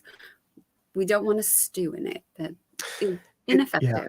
It sounds like rumination is kind of based on a failure frame, whereas reflecting is based on a growth frame. Yes. Right. And I think it's important that the opposite of, in this case, the opposite of failure is not success. If something happened in the past and it didn't work, you're not just going to make that a success necessarily. The opposite of failure is growth. Right. How do you grow from it? And to me, growth is success. Right. If I fail at something, as long as I grew, I succeeded. It's like, isn't that Les Brown? Either I win or I learn something. Yes, I never lose. I either win or I learn. So you're describing your chapter, helping your mother get back to health, and then finding out that you yourself were dealing with illness. So, which led you to experience imposter syndrome and self-sabotage. So speak to what that was like and how you overcame that, how you got yourself back. Well, she had been, it was to about 6 months in the hospital and medical rehab, and just trying to help her through that. I think even in the chapter I mentioned, we were interviewing hospice services because she was like, I am done. But then I shouldn't smile at it, but it cracks me up because she's this sassy. She's like, these options are terrible. And she definitely used different language for it. And was like, I'm just going to get better because this is terrible, I'll say again. And it really was. From January, there was like such a downhill. And then come June, she's back at home, living 100% independent, doing everything just fine. And then the first week of July, I got my diagnosis. It was I thought I just finished this. I'm not ready. Wow, that's so powerful. And, that I think, and I mentioned this yesterday, I'm very keen on the idea that our emotions are a prime driver of our health and also our disease. I study a German medical doctor who discovered that every organ of the body has negative emotions behind it. And that when we have cancer, for example, that very often the root cause of that is a shock, an emotional shock or a significant emotional event. And having dealt with, this is the thing, when we have to caregive for someone else, we're giving up our own needs for somebody else and putting all that outside of ourselves, not dealing with our physical health, mental health, emotions, things like that. And this is one of the reasons why it's, regardless of what happens in life, we have to get good at handling what's happening in life. And I think that's that part where I can even circle back to like my success program was keep going, just like keep moving, I didn't tell a soul. Nobody knew other than, I had a family member have to pick me up after surgery, so they had to know. And it was just, I kind of recognized in there that, wait a second, I need to process. I need to be able to have, in therapeutic terms, we would call it emotional deprivation. I was not sharing my needs, how I was feeling, what was happening, getting that support, letting people wish well for me. And I really feel like I had to have multiple biopsies, 2 lumpectomies instead of 1. And it was like, I think this is from how I was handling it. And had I got that encouragement, support, and whatnot, it probably would have gone faster. And I definitely would have not felt like the lone horse trudging through. Right. And this is important, right? In your chapter, you actually mention the importance of seeking trusted feedback. So how can someone identify the right people to turn to for this type of support? And that's not an easy question, because sometimes we have family members who, I'll say, are critical when they're trying to be really supportive, but how it comes out does not feel supportive. Or we have family members who maybe are like overindulgent and will not necessarily give us the truth. They'll just give us like the sugar-coated version. Yeah. That could be with our friends as well. So it's that who can be blunt enough to give you the feedback you need and have the kindness to kind of let you know how that could happen, I would say, if that makes sense. Like they can let it, this is what it is. And maybe if you tried this, or I think it would be different if it was like that, that might be your person. Yeah, I get people who come to me all the time. They're like, I have to say something to another person, but I know it's going to hurt them. And one of the things I always tell people is you can say anything to another person if you have enough tact and empathy. Mm-hmm. Anything. You can tell them their baby's ugly. If you have enough tact and empathy, then you can make an impact with that language, right? And that's, you have to find somebody, I think, who practices that. And you have to be okay asking for tact and empathy. So often when we have a relationship, we're not happy with what we're receiving in the relationship. And then it's like, I'll say to somebody, like, have you asked them for that? No. They're just supposed to know. Well, we're not mind readers. We're humans, you know? So it's okay to ask somebody to, you know, I need you to, I'm going to ask you a question. I need your feedback, but I need you to have some empathy for me when you give me the feedback, you know? Mm-hmm. I love it. So we are here to set the intention. Yes. Yes, exactly. All right. So we are here promoting our brand new book called Mastery of the Mind, launched yesterday. Today is the last day of the launch event. So that means by 11:59 p.m. tonight, May 5th, if you buy this book, you'll not only get a great book for $6.15, which is as cheap as we could make it, but you're also going to get over $1,000 in launch gifts that all the authors, Amanda, me, and everybody else has put together. And these are valuable gifts. These are not like, you know, 2-page PDFs or anything like that. I'm giving away a course I normally charge $200 for. Actually, you get to choose from one of 4 courses. You get to choose. And so you'll get those as part of the launch. But then inside the book, at the end of every chapter, there's 19 of us authors in this.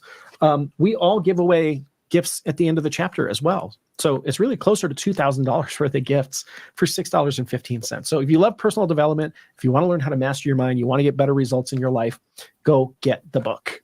And the way you get the book is right here, www.masteryofthemindbook.com. That'll take you over to this website right here. It's important that you go to this website first. You'll buy the book on Amazon, but you got to go to this website, click the link, and get the step-by-step instructions. Just 3 steps. Pretty simple instructions, but make sure you get it through here. That way you will get the $1,000 in gifts. And Amanda, here we go. Drum roll. Our last refresh. I swear, it used to be Amazon updated every 15 minutes, so we could like really see the changes in the numbers. And I feel like now it's like every 2 hours or something. So, but we'll see. Did we budge? We are, by the way, we're still #1 hot new release in neurolinguistic programming. So that's good. All right. We are currently still at 451.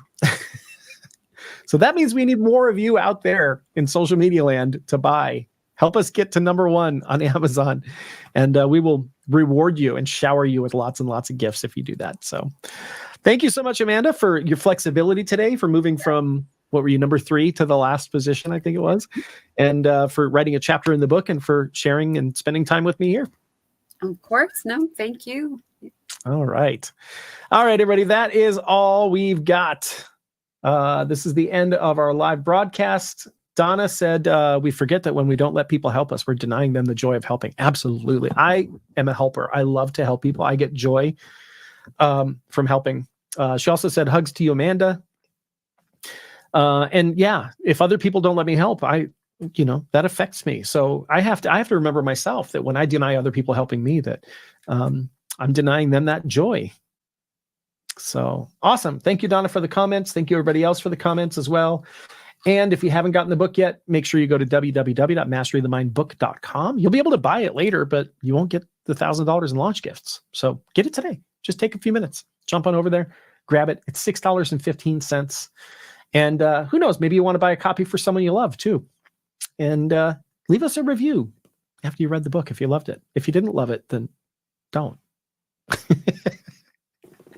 All right. Thank you, everybody. Hakalau. Talk to you soon. Bye.